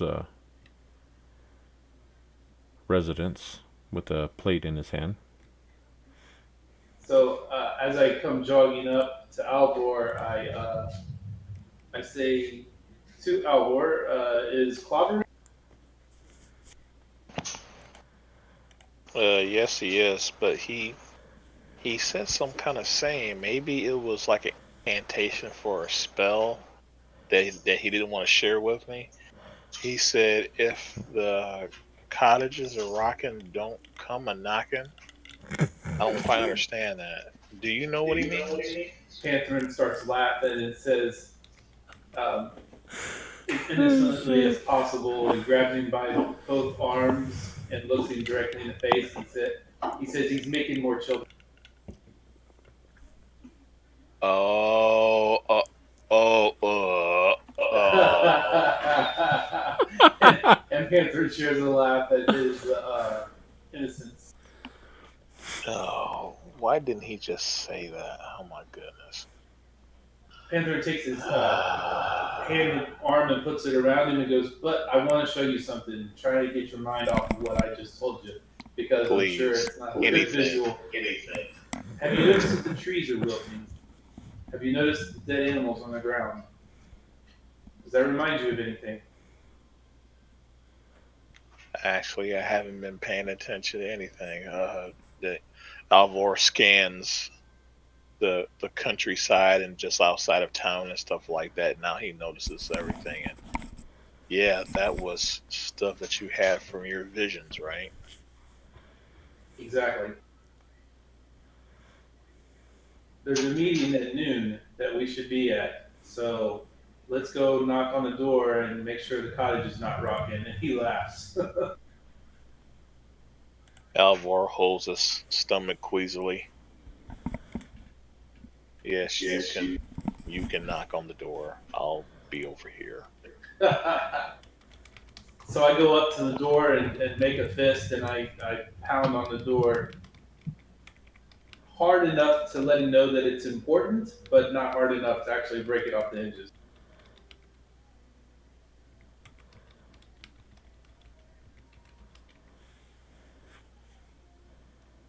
Clobber opens the door. Yeah. He's putting his armor on. Clobber, we need to get your family out of here. What? Why? And then I point out to Clobber the dead animals and the wilting of the trees, and I say that there's a meeting at noon to discuss what's going on. I think it would be best that you send your family away to safety. Oh, let's get some more information first. So let's go. We'll go to the meeting and then I'll make a decision. Yep. Just giving you my opinion.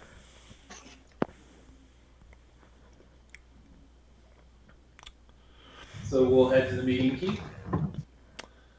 All right. So you guys leave Clobber's residence, heading down the main avenue towards the Laughing Harpy Inn. Let's see here.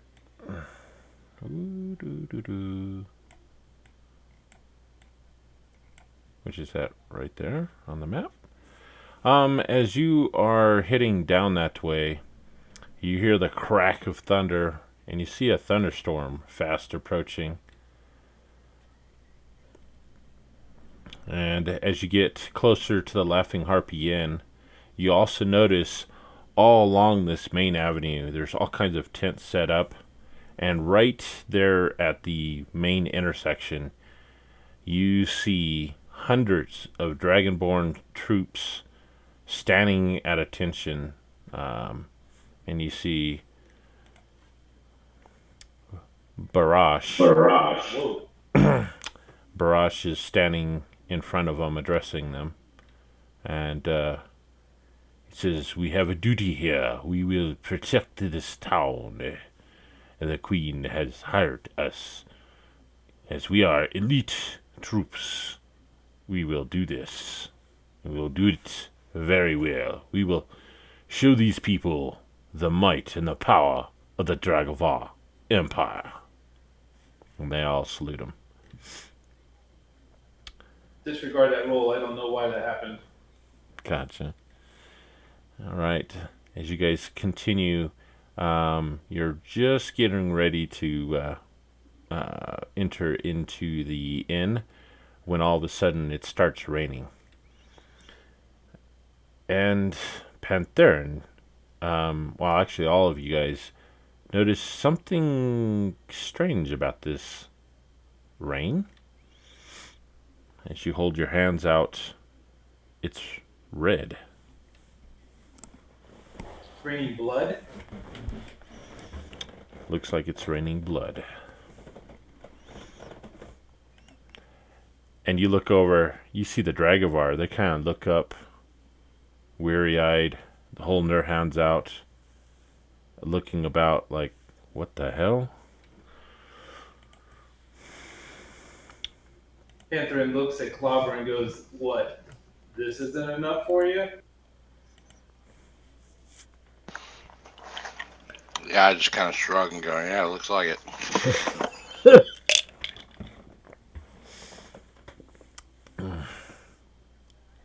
Should we get your family to safety?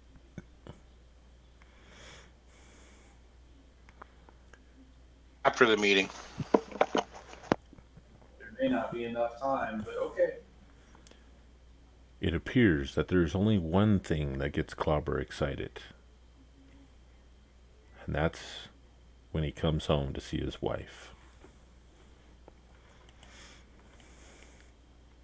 All right, we'll continue to the meeting. I'll pull up my cloak hood to shield myself from the blood rain, and this is obviously not very good.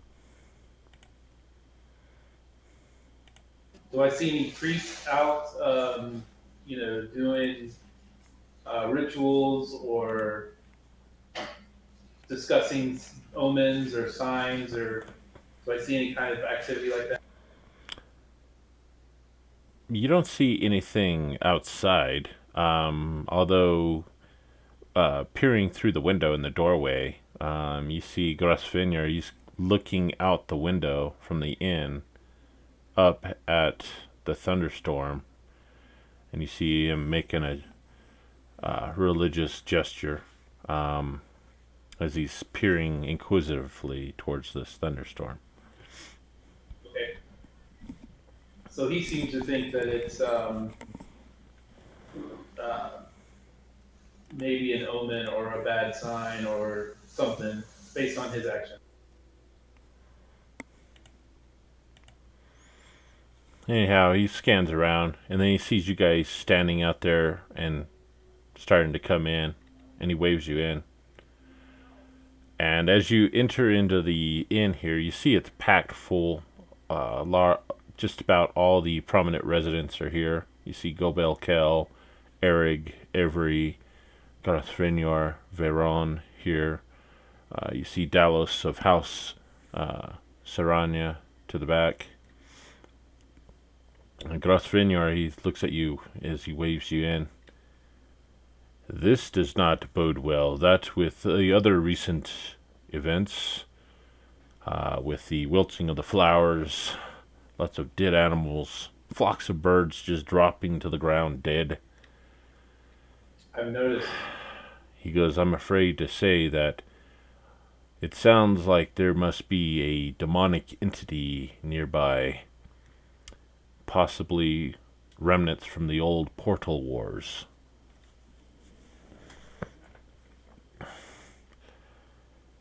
But More about these portal wars. what about the portal wars? Tell me more about these portal wars. Did the portals have dead flesh hanging off of them, and you could see fire in them? And I just described what I saw in my.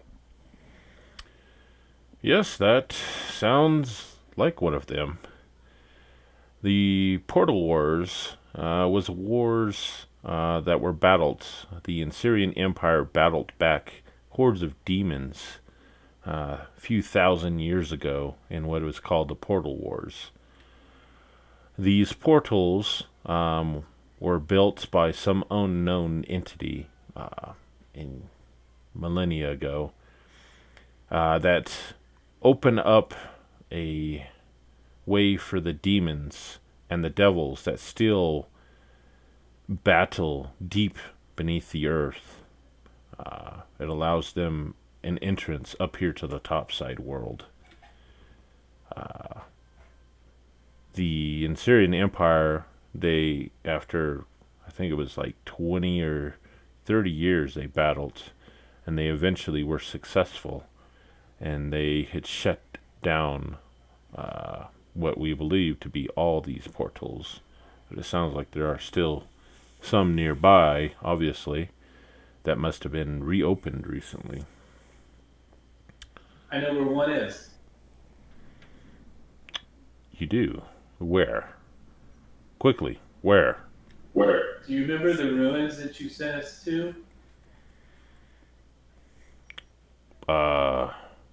Yeah, there were some ruins. Yeah, a few weeks ago, you guys hit it up to the ruins. What was that, Inthis? There's one there that we interrupted a ritual of some type. We didn't actually get to the portal. There were too many, and we were not strong enough.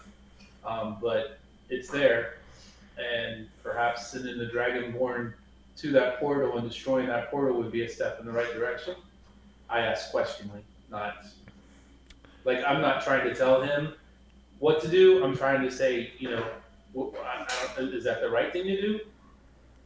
That sounds appropriate. Gobel, Eric, did you hear that? And they both nod affirmative. And Gobel saw, Eric, you need to go out there and talk to that Dragonborn dude.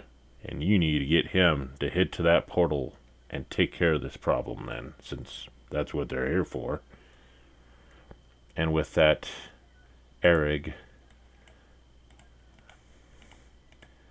he says, I really do not like being the mayor, and I really hate having to interact with Dragonborn. But seeing it is my duty, I suppose I shall be the one to go out there and tell them what they need to do. Oh, and it's still raining blood. And he pulls the hood over his cloak, and he cautiously steps out into the rain, and you see him head up to talk to Barash out there.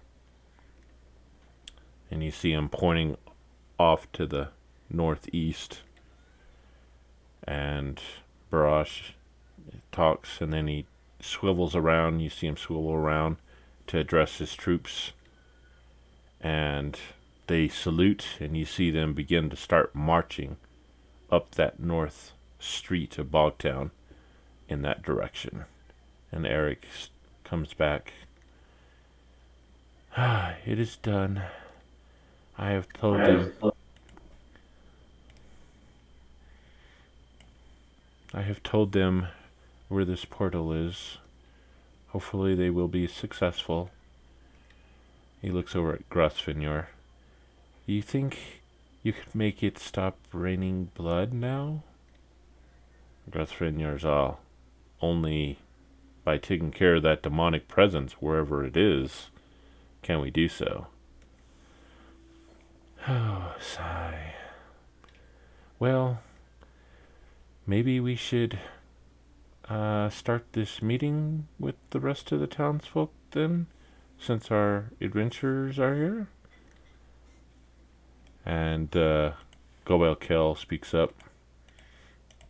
Oh, yeah, let's get this meeting started. Everyone have a seat, wherever you can find a seat. It's kind of crowded in here. Addresses everyone. Hello, everyone. We have called together this meeting to discuss the recent developments that are happening here around Bogtown and try to figure out what is going on, or to come up with some idea what we need to do. Obviously, Eric here has already taken the first course of action, and that was to direct the Dragonborn, which just arrived on behalf of the Queen, to launch out to the ruins far to the north here, where supposedly our adventurers had found one of those portals from the Portal Wars. Anyhow, they're going to head out that way, take care of that portal, because obviously, from what I hear from Grosvenor here, there is a demonic entity, and that's why it's raining blood and stuff's wilting and whatnot. But let's discuss everything that's going on, because I don't think it's just this portal. Or is it? Anyhow, let's hear from our adventurers. What say you guys? Well, there is the problem with that changeling. It may not be connected, may be connected. There was a rumor of a lich.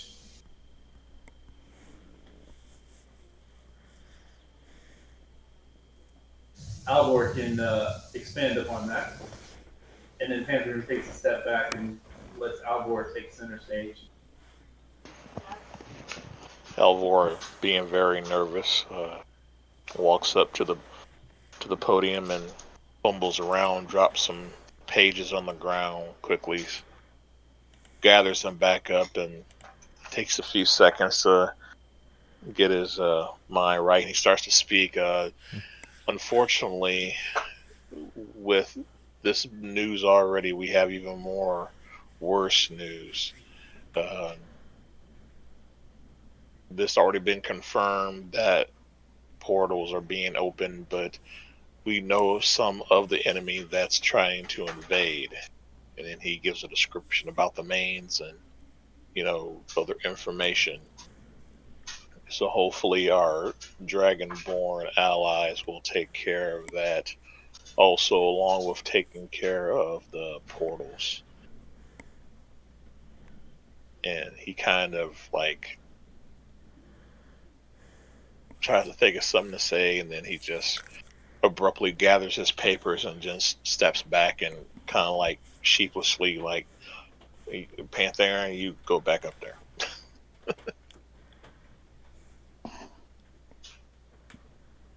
I take his place and I basically say, well, folks, that's it in a nutshell. What are your questions?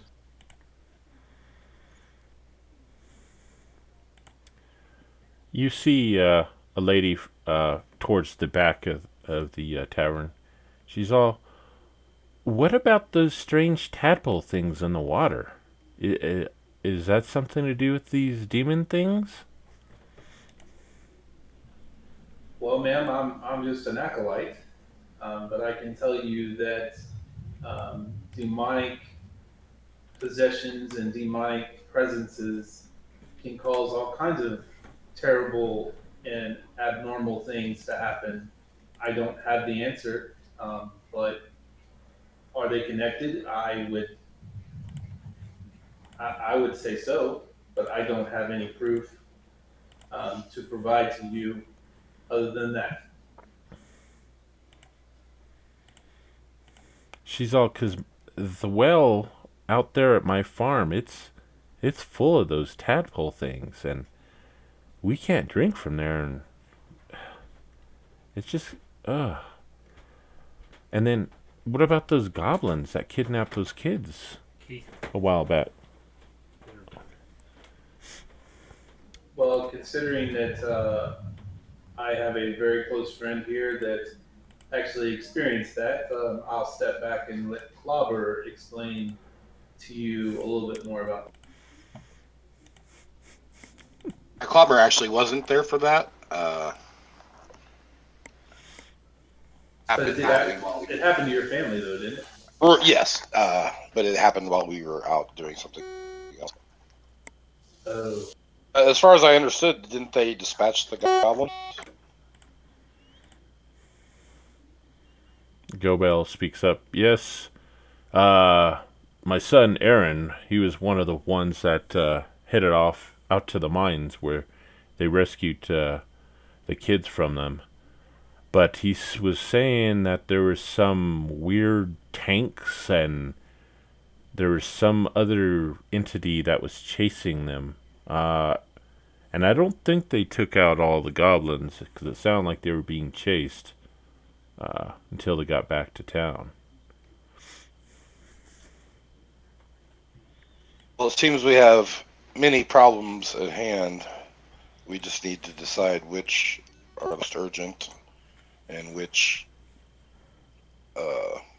would require our group's attention. So maybe Gobel Kel or the High Cleric can explain to us why Bogtown? It's such a small, insignificant place. Other than the people that are here, it's significant to them, obviously, but insignificant overall. Why here? Gobel speaks up. You have much truth in your question there, but unfortunately, I'm not quite sure why Bogtown. It is puzzling, I agree. Bogtown, it's always been fairly small, and as he points out down the road to the south, the old Assyrian Empire, they started to build a fort here, that castle that the Blackwater Academy now stands at. But outside of that, I don't know any significance as to why we are being targeted by all this activity. Maybe that's a step in the right direction, is figuring out why this place is being targeted, of all places.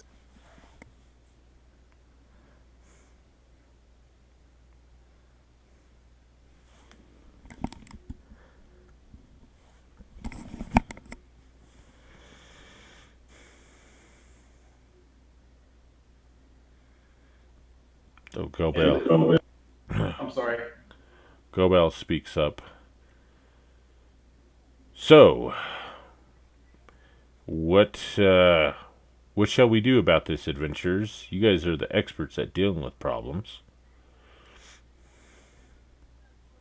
If you want my honest opinion, I think we should evacuate the town. We should secure the people, make sure they're safe, and prepare for a battle. Because if they do not stop the creatures will be on their way here, or they may already be here among us, disguised. And I say that because we had a recent problem with the doppelganger. Or not the doppelganger, I don't say that because I don't know what a doppelganger is. The being that can change is what I say. With that, I look across the room and see if Lysa is in the room. She is. Lysa, dear, can you come up to the podium and tell us if you've made any progress on how to detect these things? She cautiously and slowly comes up. She goes, I've done quite a bit of study, but unfortunately I haven't produced favorable results yet.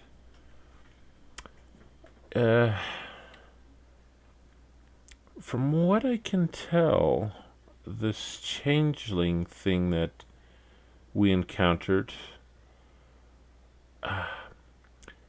it sounds like it might be some type of creature that was created by, I'm trying to remember what they were called,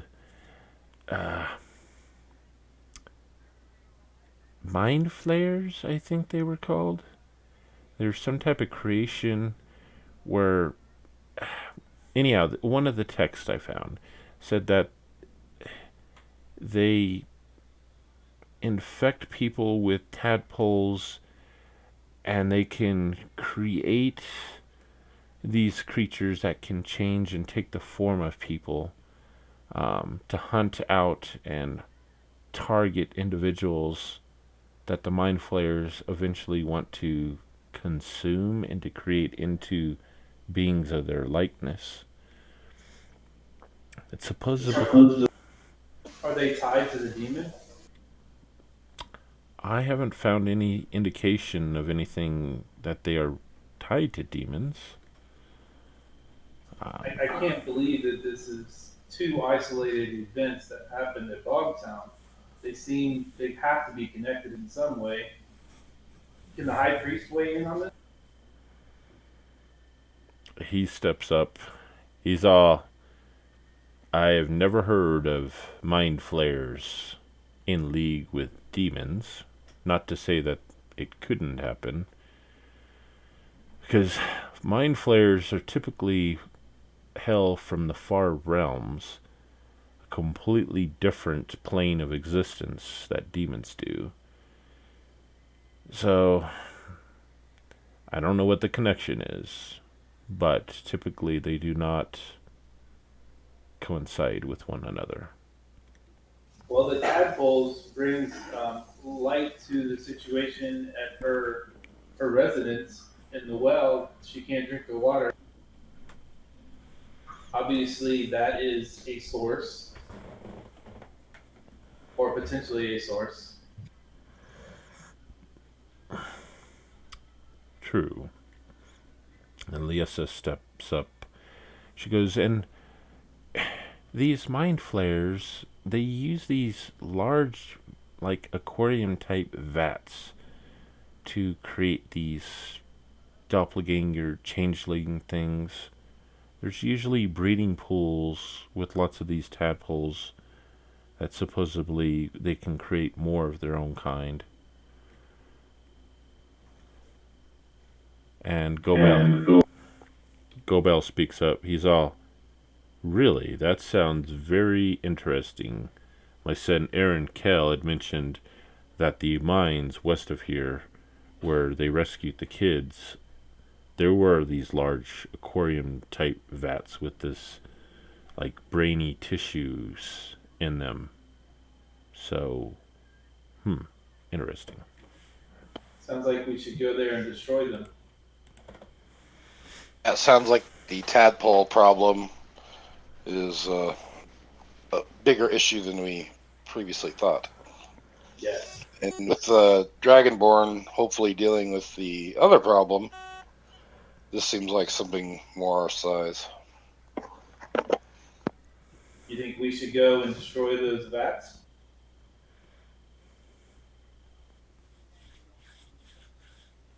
Yes, and plus I would like to get my hands on a few of those goblins. Well, it seems like, Mayor, it seems like your adventuring party has volunteered to go and destroy those vats.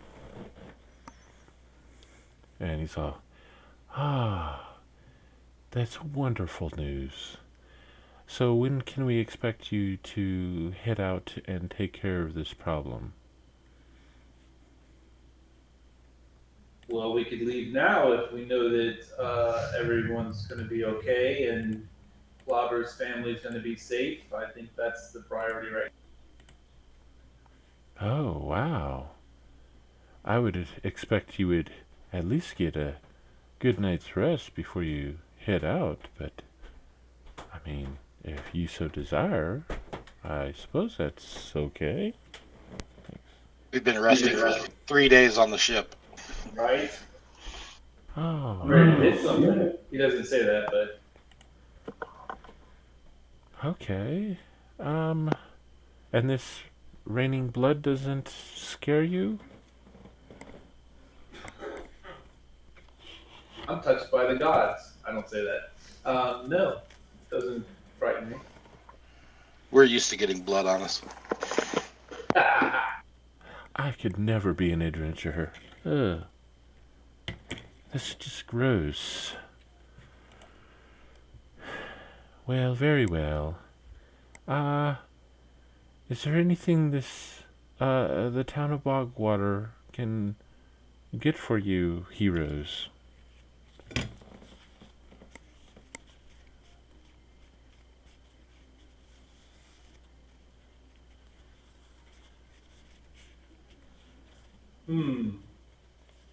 Anything? Well, within reason, of course. So if Keith, if I did want to get my wife and kids out of here, what would even be the closest place? Like it's like an ocean voyage, right? There is a town to the north of here, but it's 3 days travel as well. That's Klonpet, or That's basically going towards the demons anyway. pretty much you'd be getting pretty close to them by going that Yeah. way. So that wouldn't be any better. But Or possibly there's that big galleon out there. Maybe put them out there on the ship. Put everybody who wants to leave the town for safety on the galleon and let them take a boat ride. I'll probably have to speak with the Dragonborn captain first to get permission for that. But Not if Gobo Kell and the High Priest arranges it. I mean, that's pretty much their town leaders, and that's what they would do anyway while we're off addressing the threat.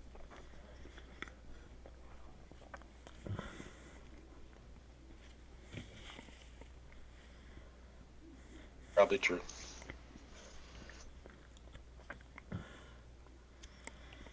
Yes. So yeah, they need to have anyone, or they need to warn everyone in the town. Anyone who's not fit to fight needs to get on the boat. Very well. So you think it's going to be that big of a problem? You don't think all those troops can take care of this? Better to be safe than sorry.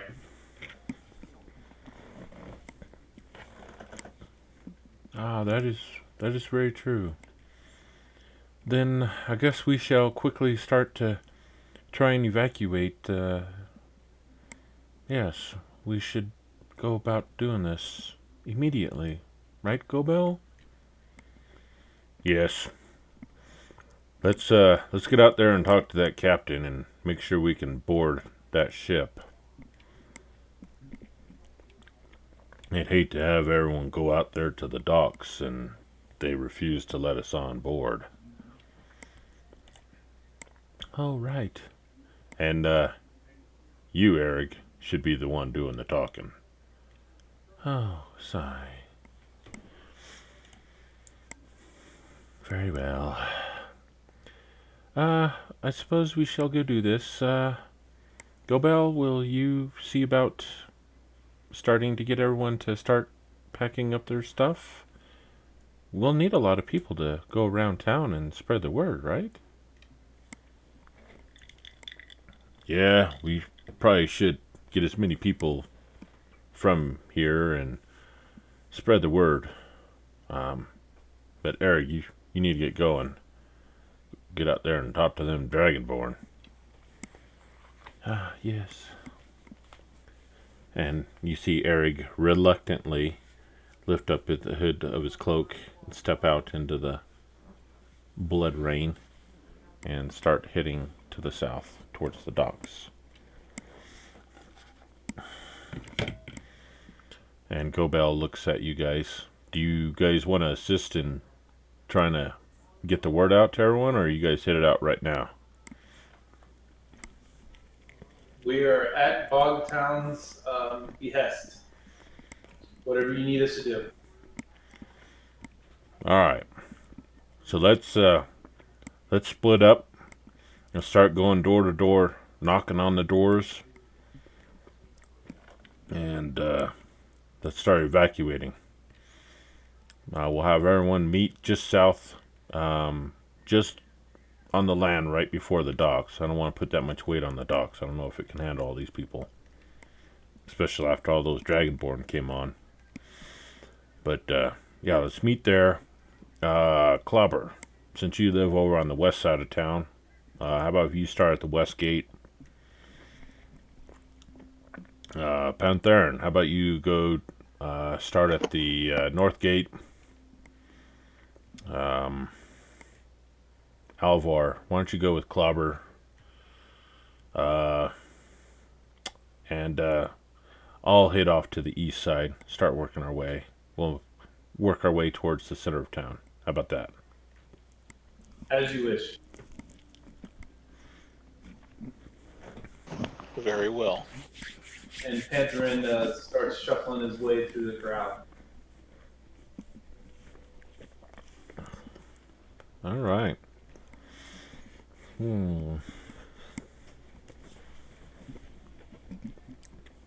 So you guys head off in your directions to start evacuating. Yep. And as you guys start, you're into evacuating for a little bit of time, probably about 20 minutes into it. And you guys start hearing large crashes of arcane magic. You see flashes of red fire and whatnot far to the north. You hear roars of anger. And Pantherin, as you look to the north there, you see that red hue, very reminiscent of what you saw in your vision earlier.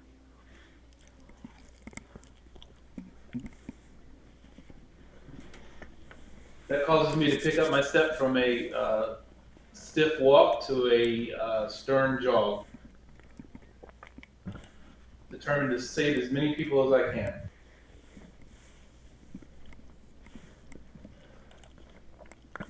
All right. So you guys are working on this for quite some time. People are quickly trying to gather some belongings last minute. Oh, wait a minute, I forgot to get this. And it seems like it's just delay after delay as you're trying to get these people out of there. But eventually, probably about 3 hours later, you finally get most of the town evacuated. As you get to the center, you see Eric there, and he's trying to quietly reassure everyone.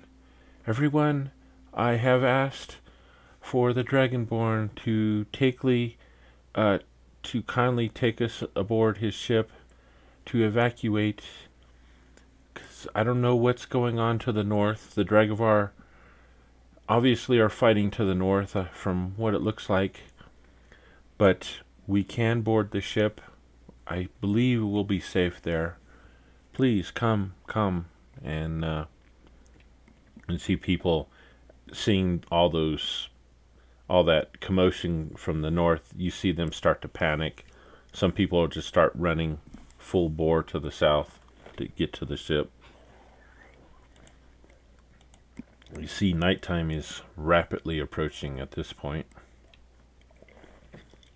So we do everything we can to try and keep the people calm so no one gets hurt, no children gets trampled or anything like that.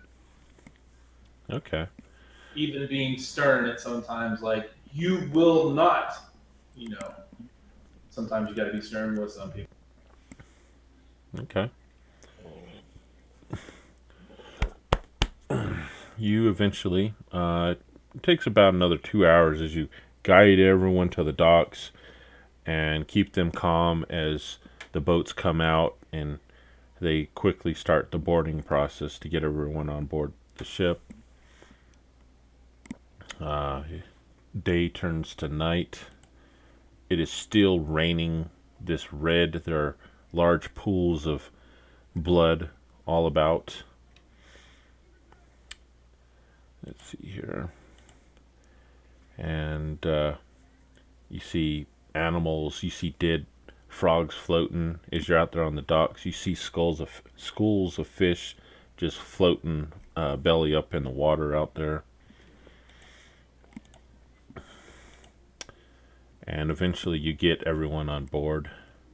Eric, he turns to you guys and bows. I thank you, heroes of Bogtown. You have done a great deed for the people of Bogtown, and I wish you luck in your future adventures. Will you travel to the Queen?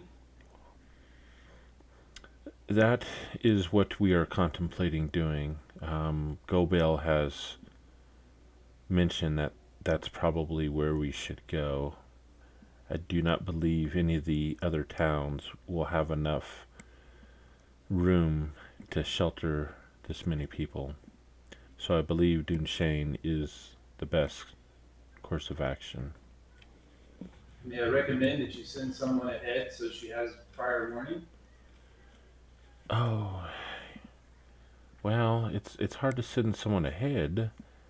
Oh, but we will send a message to her. Yes, that's what we will do. Magic. Okay, well then we will go and destroy the vats and until we meet again in this life or the next. Gotcha. And with that, he bids you good luck on your adventures, and he boards the last boat headed out to the galleon. You see the all the lights and that red hue getting very close to the town at this point, close to the north. You hear the sounds of battle very close by.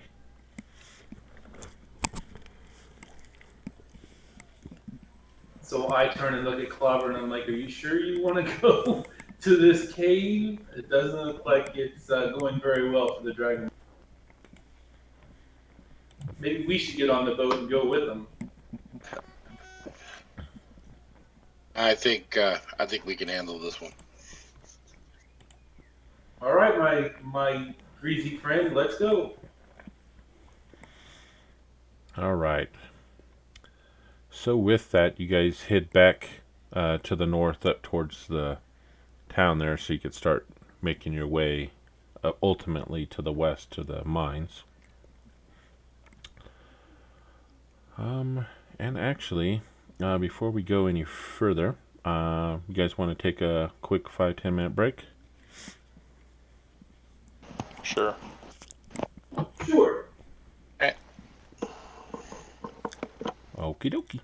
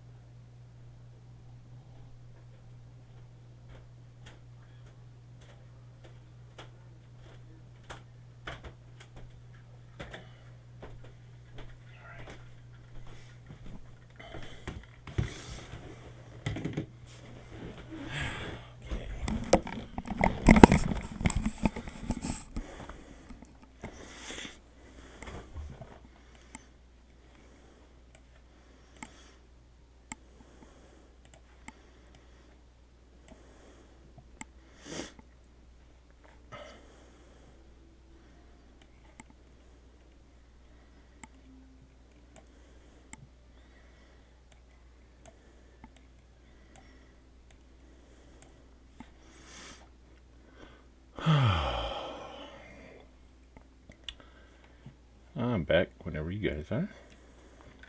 Welcome back. I'm here. Cool.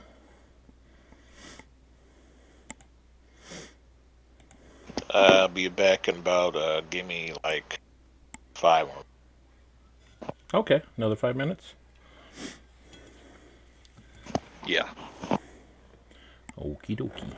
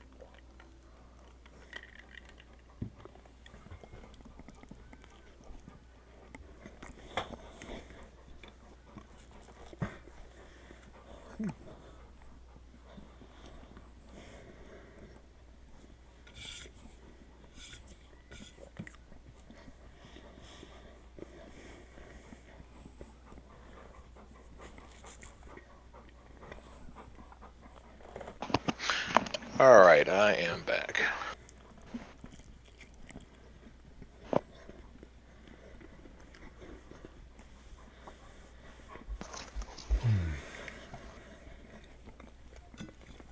Get her done. All right. Welcome back. Welcome back. Yeah. All right, so you guys proceed north from the docks by way of the tavern, or by the way of the town, so that way you could head off to the west to the old mines where the vats are located at. As you enter into town, it is eerily quiet with all the people that you helped to evacuate from the town. You still see flashes of light off to the north. It is still raining blood. You hear roars, the sound of combat, of war going on to the north. As you approach the center of the town, where the crossroads is, where you start heading west, up ahead, you hear the sounds of battle up ahead.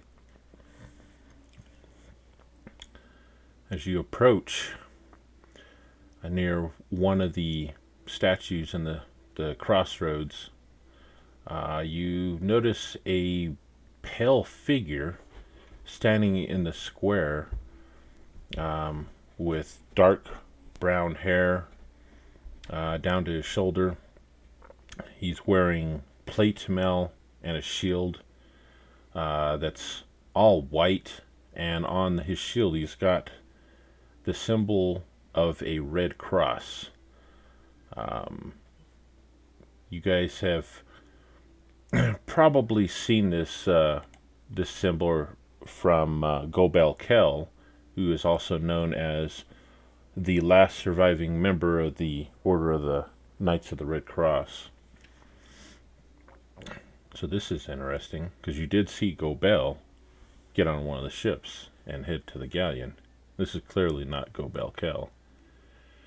Surrounding him, you see 7 smaller figures, probably about 4 to 5 feet tall, really long, gaunt limbs with long claws, and Pantherin and Alvor, you two in particular, as soon as you see these things, you instantly recognize that these figures attacking this person in the white are Main's demons.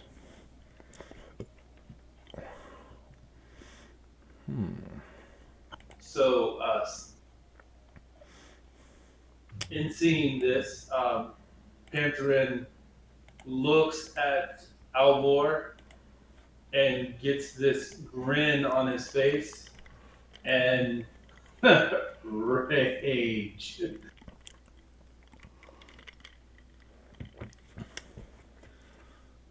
Uh-oh. All right. Barbarian is raging. I think it's time for combat. Everyone, please roll for initiative.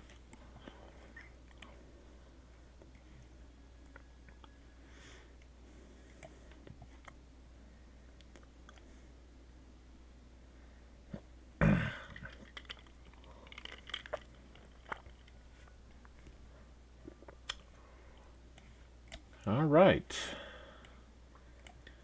Actually, I looked at both Alvor and Clogger and Grin.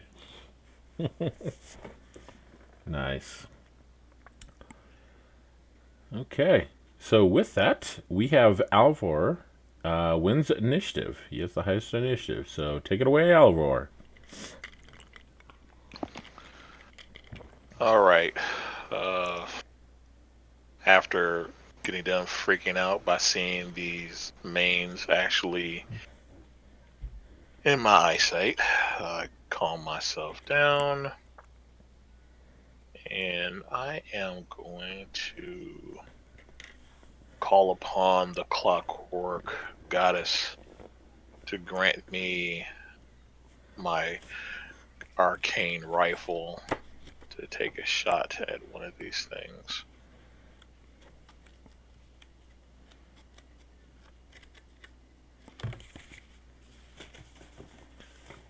Kapow!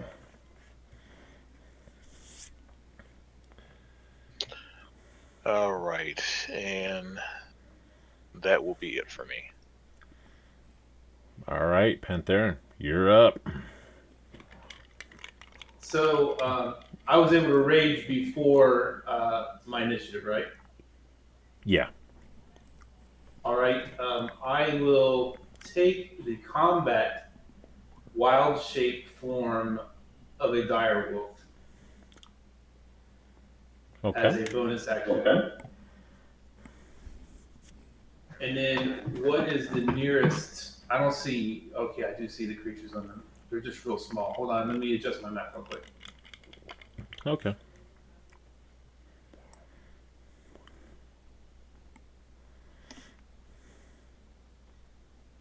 I apologize. No worries.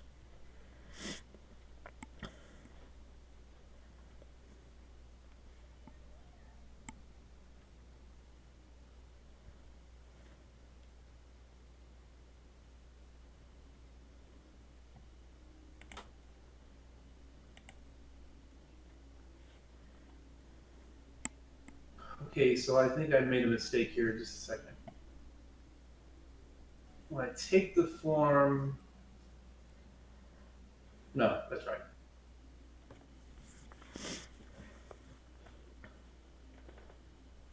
I have way too many guidances on me. Hold on. Oh yeah, dang. Oh yeah, dang. I don't know what was. Probably too many clicks of the mouse.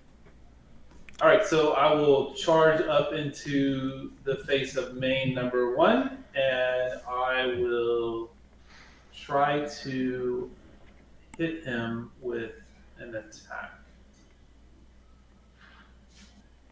Whoa, what the hell? I only clicked once. Well, they both hit anyway.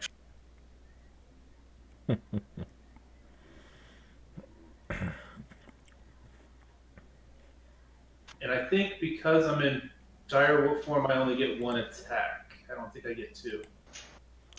Yeah, I think you are correct. This is the first time I've ever played a Moon Druid, so if I make mistakes, please feel free to correct me. Okay. And yep. So I was gonna knock him prone, but I killed him. So I'll wait to knock the next one prone. Okay, very well. All right. Let's see. Where is this one at?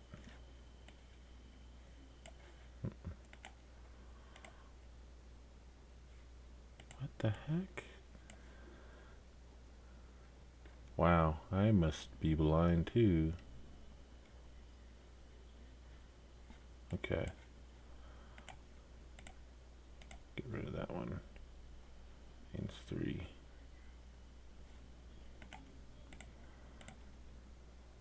Alright, let me clean this up here. Somehow I think I must have added twice in here. I'm telling you, there's some double clicking going on. Yeah, some. Yeah, some. Okay. 19.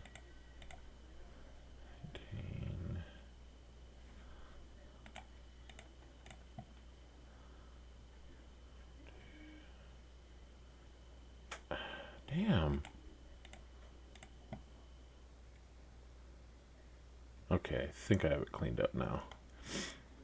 All right. You hear the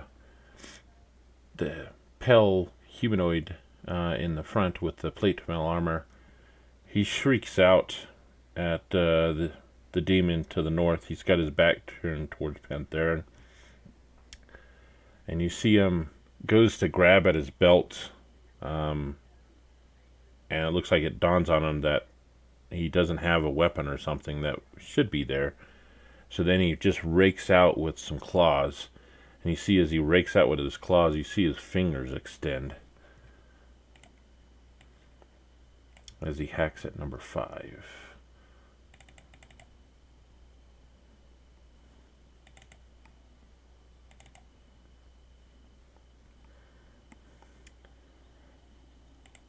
And you see it just completely shreds that mains demon. Alright. Number 6 there. Oops. We'll attack out at that guy who just shredded his buddy. Hitting him. And you hear some large footsteps, Pantheran, coming from further to the north, coming down the alleyway. And you see this large creature that's about 10, 11 feet tall. Looks like a huge gorilla with these long fangs and claws. Easily towering everyone here as it approaches. Comes up to about there. It sees you and it sees that other guy. And it looks like it takes a fist, beats on his chest. He swings out at the gentleman in the center there.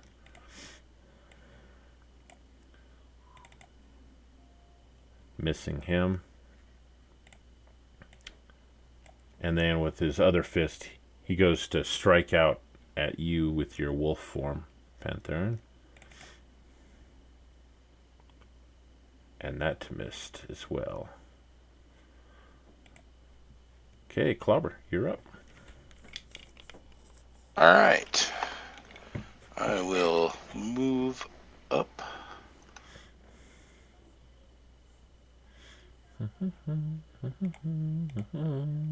Five.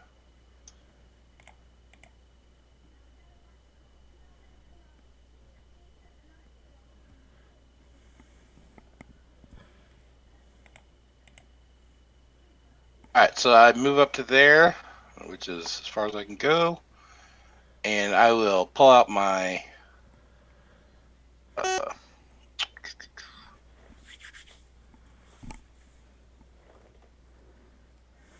I had a bow. Oh yeah, I do. Okay. Pull my short bow.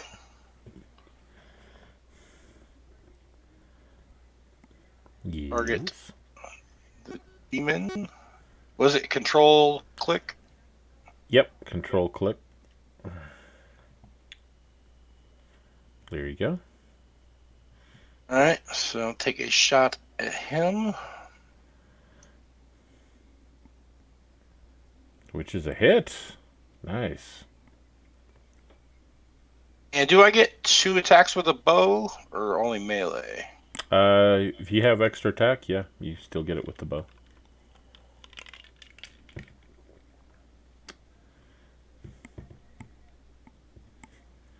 All right, looks like both of them hit.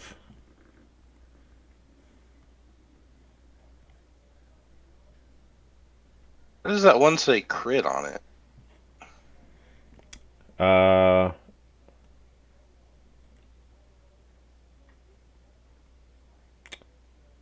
You crit on a 19. Or Yeah, but I better. rolled a Yeah. 17. it doesn't show as a critical hit on the actual attack. I don't know why it says my crit 19. I have no idea why it says that. Let's see. The dice has to hit a 19 before it's a crit. Yeah.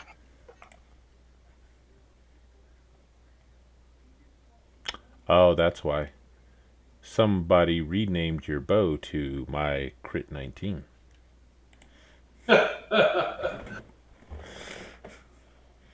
What? That's a good bow name. Oh, that was horrible. All right, so 2 arrows strike into the creature. It doesn't even flinch or look in your direction as the 2 shafts are buried into him. Anything else? Nope, that's it for me.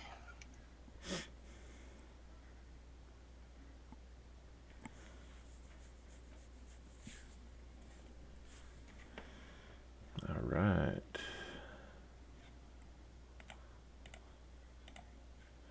All right, that means there. He's going to turn his attention upon Pantherin.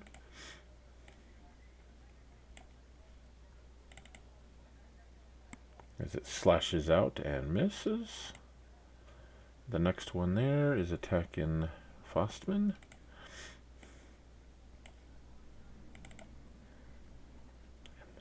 That's a miss.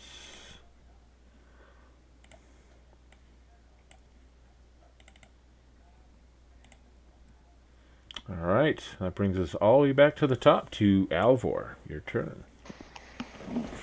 All right. Let's see. Want to move 10 feet there. And let me see here. Oh, no, that's the wrong thing.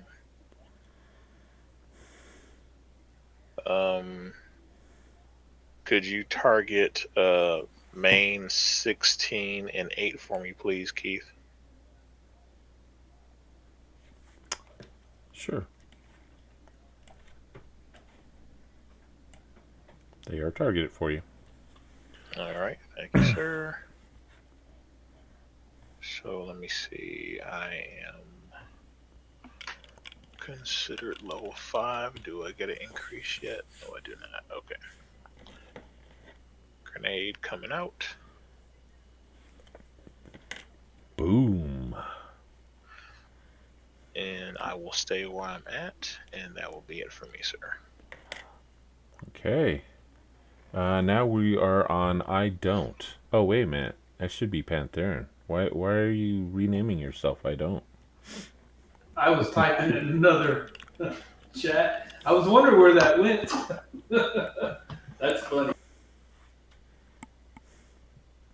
Anyhow, it's your turn.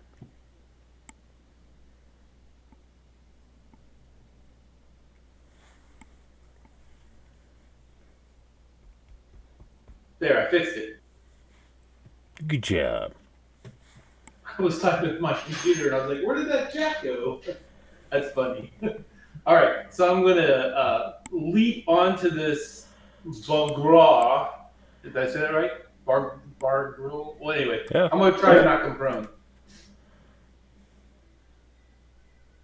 Okay.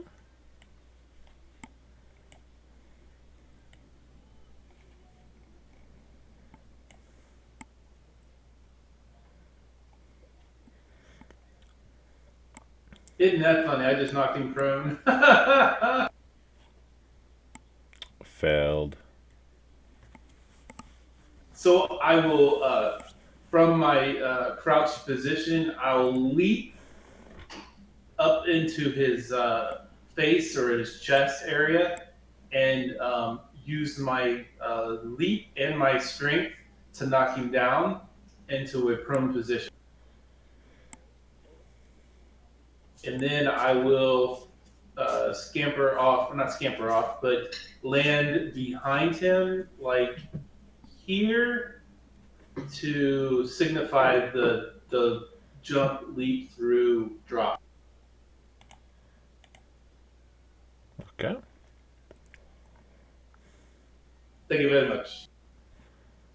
Mm-hmm. Oh, I need to do damage to him, don't I? Hold on. You can if you'd like. Okay, I'm done. Very well. Alright. Let's see here. He's gonna take out that guy. Maybe. Yep.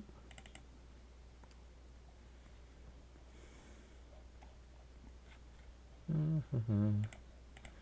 So you see him claw out and shred another one of those mains.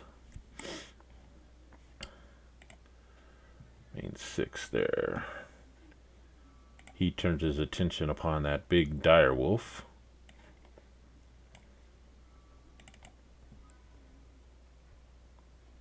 Ooh.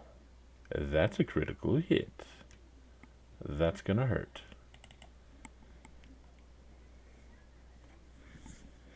As he claws deep into your chest, ripping huge furrows into your fur. But you're able to maintain your concentration on... I don't know what you're concentrating on, but okay. The Balgera, he jumps up and he turns his attention upon Pantheran, and he slams both of his fists down and comes down for a bite at your neck. One of the fists hit.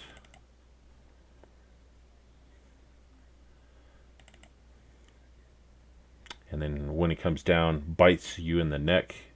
He pierces you for some more damage. Okay. And with that,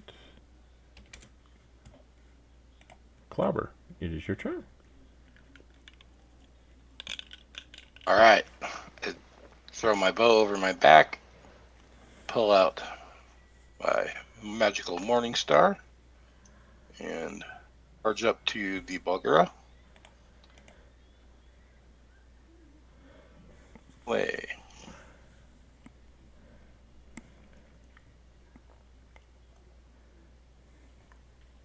Nice hit, and that's a critical.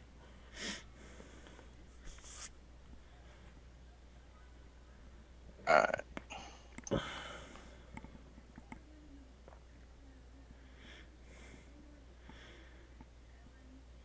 As you slam it into the back of his left leg, he howls out in rage and turns to look you down at your bald head. Roar! Take my second swing.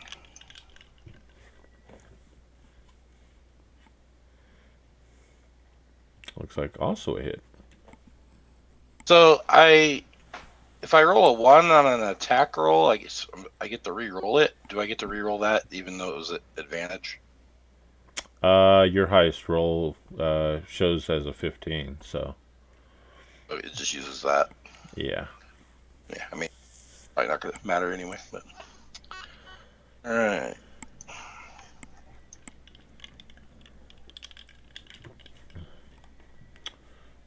All right, you slam it. The Morningstar again into his leg there, and it howls, baring its teeth at you. You've clearly pissed this one off.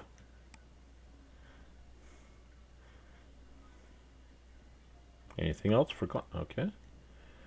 That means there. Attack Fossman. Miss.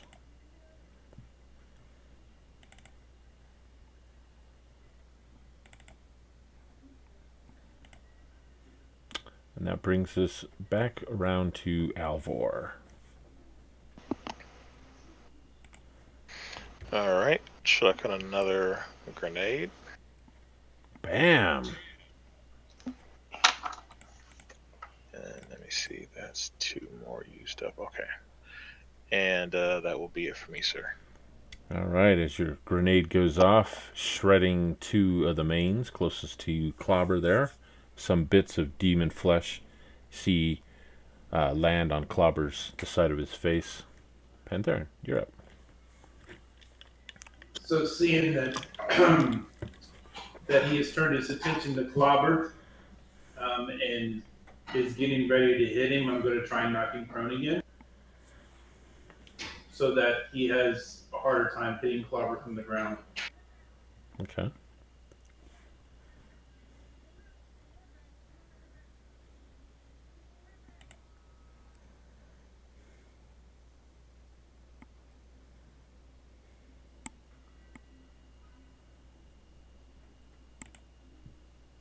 And he succeeded on that, but same thing, as I leap, I'm going to leap across his body and land here to signify me trying to knock him down. Okay.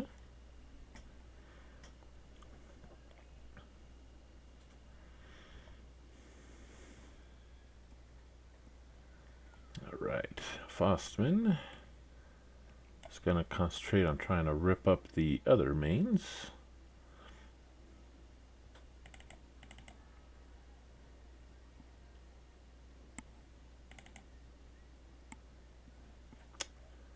And succeeds. And he whispers to both of you, "You're doing well. Keep it up. But don't get caught up here. Your mission to the west is very important." And with that, the Balgura, it focuses its attention upon Clobber as it slams both fists down into Clobber. So one of them hit. Ooh. And then he comes down to bite at the top of your head. And that's going to be a miss as well. Okay, Clobber, you're up.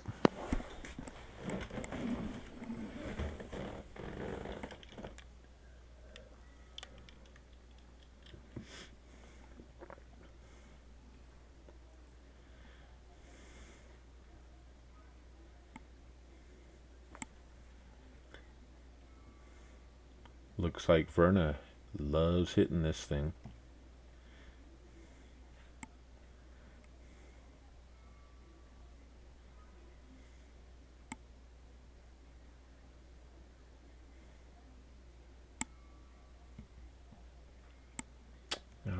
How do you want to finish him off, Clobber?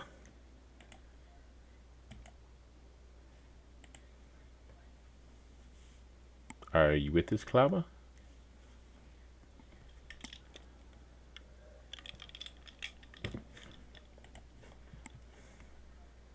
Oh, sorry. I thought my mic was on this whole time. So first attack, I hit him right in the knee, and it just shatters his leg, and he topples over. And then I just double-handed slam straight down onto his head, busting his skull into a million pieces. Excellent. Dispatching all the foes. The gaunt figure standing next to you guys says, "Quickly, you must go. There are many Dragonborn dead to the north, but they are holding. This is just one of them, just one of the demon troops that got around them. Keep in mind, you have two factions you are warring against."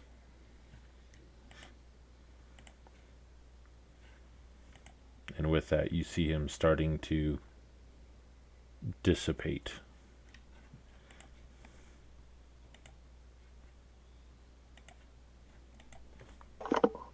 I would say something, but I can't. So I leave it to Clobber. I give you a little scratch behind the ear and say, we best get moving. I growl at you. But yeah, I take off to the west.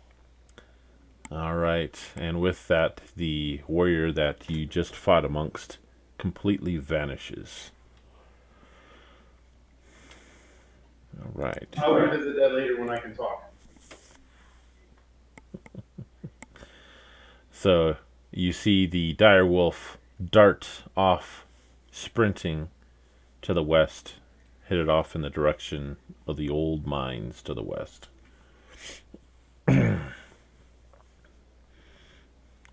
Clobber and Alvar clearly no match for keeping up with that kind of a pace. Quickly find themselves winded by the time they hit the west gate of the town.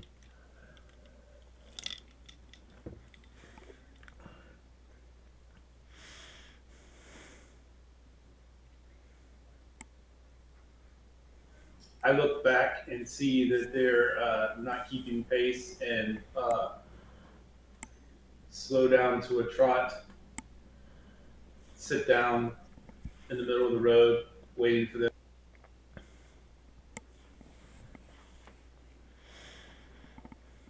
All right. So you sit down on the road waiting for them. Clobber and Alvar, you see them getting within eyesight again.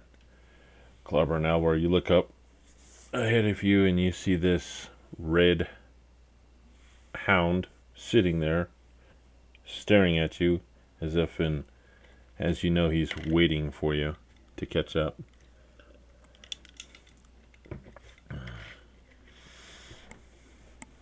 It's a good thing I can't talk, or I'd have some kind of snide remark for both of them.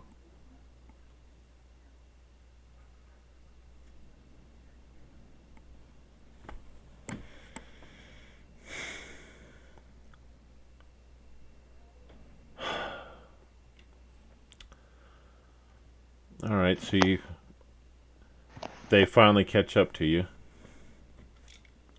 I stand up and start not running, but trotting towards the mine. All right. You do know that the mines, it's going to take you through the swamps. There is no clear road that takes you to the mines, since it was abandoned about 70 years ago. But you head off in that direction, traveling through the night. It continually pours down this blood red rain. You still hear the sounds of war coming now from the east. And as you're going through the forest, navigating, let's see here. I think you. Yeah. You eventually travel. It takes you a few hours, and you get to some rock outcroppings out here in the middle of the swamp. You see outside there's a cave, and you see a whole bunch of goblin heads mounted upon some spikes outside this one cave entrance. Clearly, and from your recollection, you believe this is the old mine. As you look closer, you see some old mine rails that lead further into this cave. So since I didn't have anybody to attack, and I'm pretty sure that my form has expired, I'm back in my normal form, and I pull out my two-handed sword and head towards the entrance.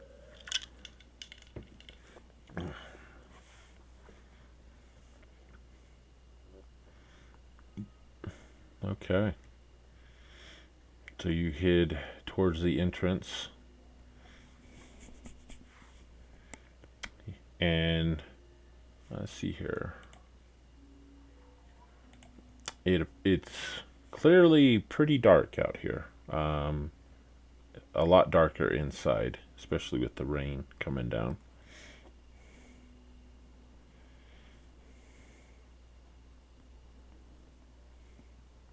With no light, you trip over a root and slam your chin into the ground.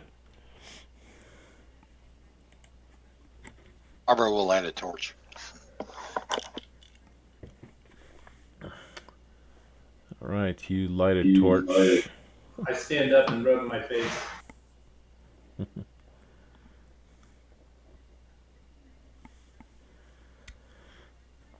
You light your torch. You see Panther rise up, rubbing his chin. And you see that the torch is sputtering to stay alit with all the rain coming down.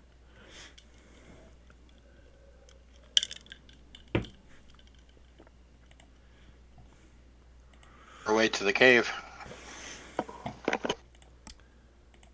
All right, you venture into the cave. It opens up to a small little cavern. As you look about, you see all forms of scattered hides. There's bones all over.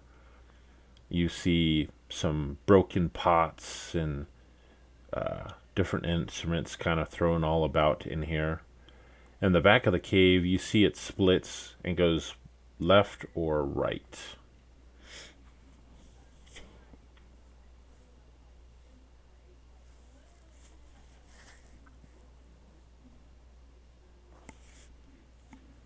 I guess since I'm holding the light, I will lead us. I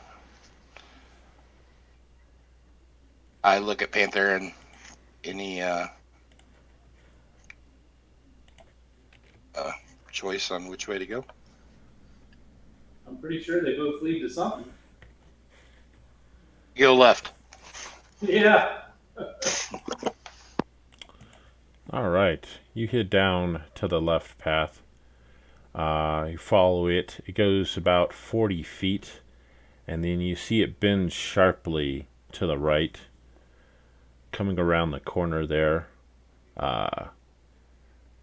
you step in a puddle, and all of a sudden you feel a sharp pain from your foot as you stepped on a couple caltrops,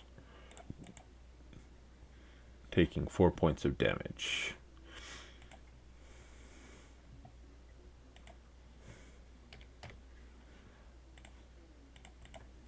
Andrew gives you a berry.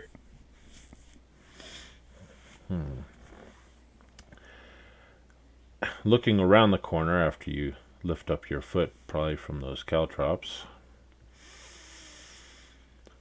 you peer down, and it looks like the hallway continues for another 40 or 50 feet. All right, I keep going, keeping an eye out for more caltrops. All right, You keep going, trying to keep an eye out for more caltrops that may be hidden in the muddy waters here in the hallway. Having a hard time trying to spot if there are caltrops in them or not. Probably avoiding the puddles as much as you can. Does it look like these are remnants of a fight that happened? No. Looks like someone just placed it there as a crude form of a trap. Okay. All right. You get down to the end of the hallway here, and it starts going sharply down, and you come up to another sharp bend to the right. You peer around it, and it looks like it goes down about 30 feet, and then it splits, and there you can turn and go left, or you can continue straight.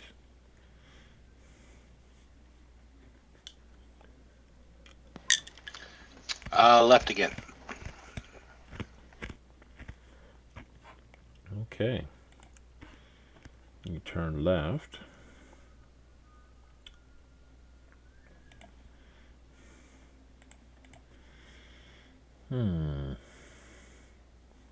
All right. You turn left, and you see it. The grade here drastically goes down. It's a sharp wind down further into the tunnels here. You go about 20 feet following this passageway deeper into the depths of the mines here, and all of a sudden you're all overcome by a sharp headache. Pantherin and Clobber, you take... ouch. 8 points of damage. From what? You're not sure. Just something is giving you this horrible headache. You look around. You don't see any vapors or anything.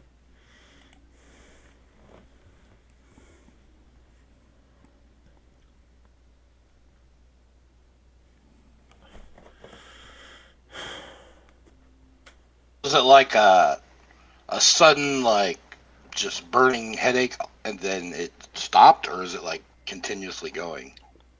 It's a sudden wave that hits you and then dissipates after that. Alright, I guess we press on. All right. You press on, continuing down. You think you want to heal first there, Clobber? You got 25 hit points on you. Yeah, probably wouldn't be a bad idea. I cast a healing spell on him.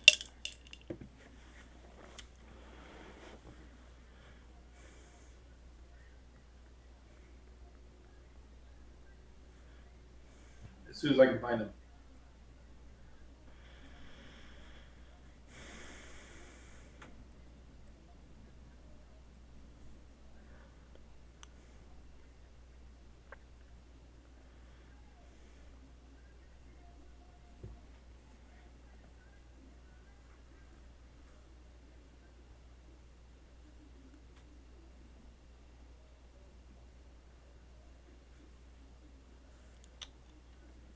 Looks like you feel a little better there, Clobber. Probably pretty good.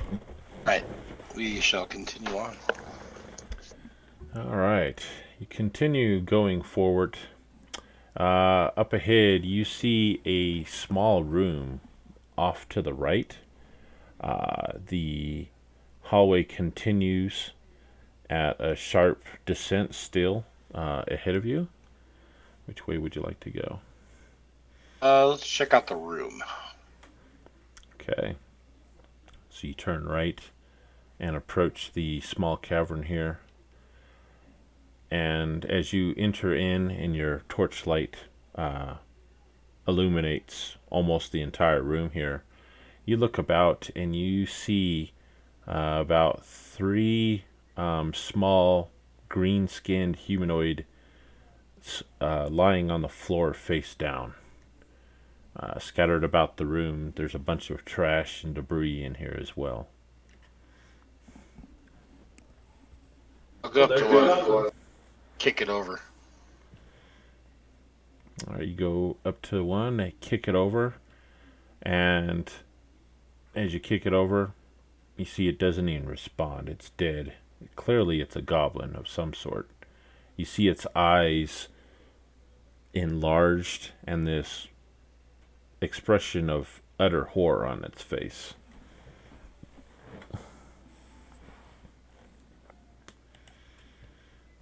Let's see here. Also, let's see. 12. Alvar and Pantherin. You also notice on the backside of the ears on these goblins, they have a small tadpole-like thing connected to the backside of their ear. It looks like it's since shriveled up, though.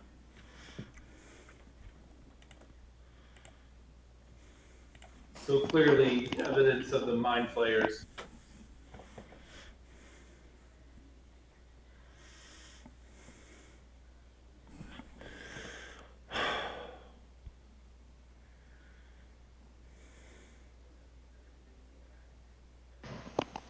Yeah, obviously. So we know that they're either gone this way or they got people that can come up from a back way or further down to further, subjugate these goblins. Do you think these tadpole things control them? Yes, it's like a way of remote controlling them to do their bidding. Kind of like you do with your machines?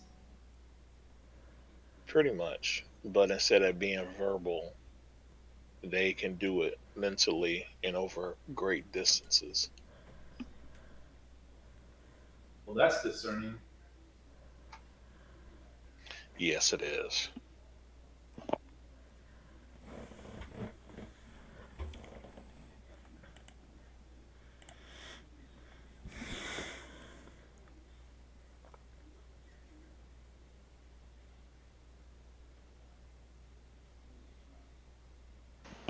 But we must press on. Our town, our people are counting on. And you can tell, as Alvar says, that he doesn't believe what he's saying. He's just saying it because he thinks that's what needs to be said right now.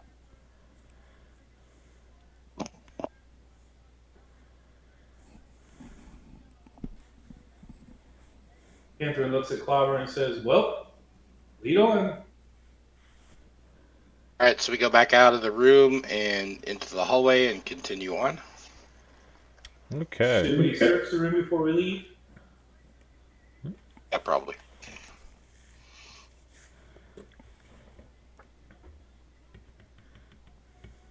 Search all the goblins and the rubble, see if there's anything useful or information.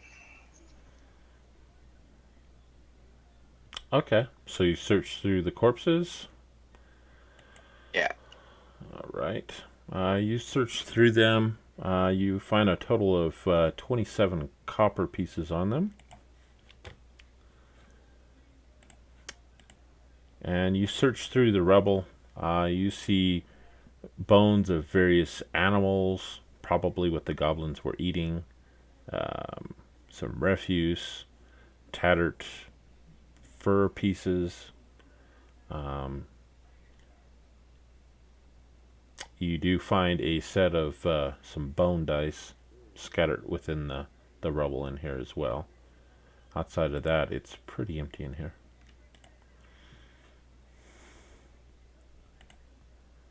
Continue on.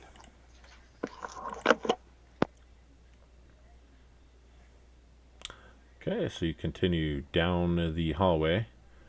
You go down about 40 feet, and then it makes a sharp U-turn, and you see some stairs leading down into what appears to be a large chamber up ahead. As you head down into this chamber, you see it's these large vats of liquids on both the right and the left sides of this room. Immediately to your left, you also see a passageway that leads even further down from here. And on the far side of the room, you see a pool with this large statue of a humanoid type creature with tentacles out of its mouth. It appears to be a pool of water with a couple stairs leading up to it on the far side. In the vats to the left and right, you see some humanoid creatures. Looks like they're dormant. They're kind of swimming. Well, they're not swimming in there, but they're standing in there stationary. You Is there look. any light? Sorry, is there any light coming from any of this, or am I seeing it all from the torch? There is some overhead light above the vats. It's a dark blue-ish light, so there is some light coming in here from in here.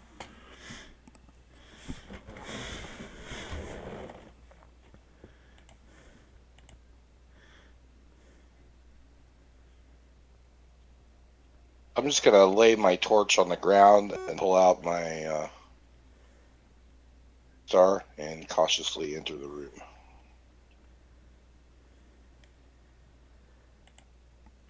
Okay. So you enter the room. Is everyone following suit? The room is about 60 feet deep, and it's probably about 40 feet wide.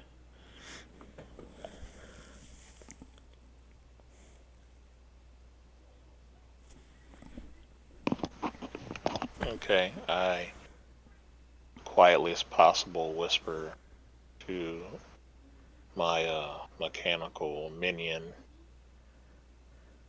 if anybody comes out of that pool, you shoot them. And the minion responds with a couple of inquisitive beeps. I was like, I don't care. Somebody gonna come to that pool that looks threatening, you shoot them. And it kind of like lowers his turret down, like, oh, okay, I guess. So the minion just points its turret, its a barrel at the pool.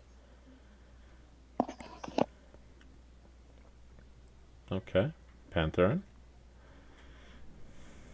Yeah, so I just want to remind you that you gave me a Moon Touch Greatsword, which has 30-foot light all the way around me. Yeah, that's right. So I've had it out the whole time. I probably shouldn't have fell and busted my chin, but that's fine. I have my sword out as usual, and I am using the light from my sword as a beacon to say, "Here I come," and I'm going towards the first vat to smash it. Okay. Left side or the right side of this room? Whichever way is the opposite of which clobber. Clobber went into the center of the room, if I recall. Well, of course he did. All right, I'll go to the left. All right. You go up to the left, and you're getting ready to smash this vat open. You see that there are 4 figures in this large vat, and as you get ready to smash it with your greatsword, the eyes dart open. They got this long, flowing hair, and you recognize they all look alike too. All 4 of them. You recognize that all 4 of these on the left side are that of Queen Devora Glebovich. Oh my gosh.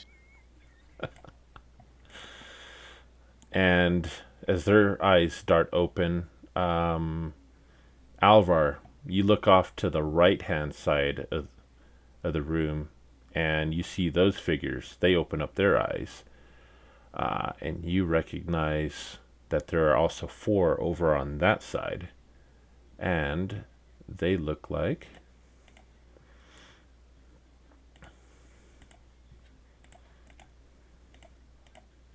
that of Clement Stelmach.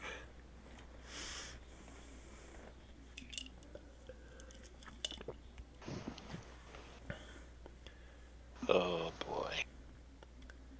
Who's he? Clement? The shapeshifter dude. Yeah. You got it. So as those eyes flutter open, Clobber, you see a disturbance coming from the pool on the far side, and you guys hear commotion as you hear something coming up from the passageway behind you guys that came from the downstairs. And with that, we're going to stop here for this session. We will continue this next week. Okie dokie. You guys have a good one. Good game. All right. Are you kidding me, Keith? Oh, screw you, dude.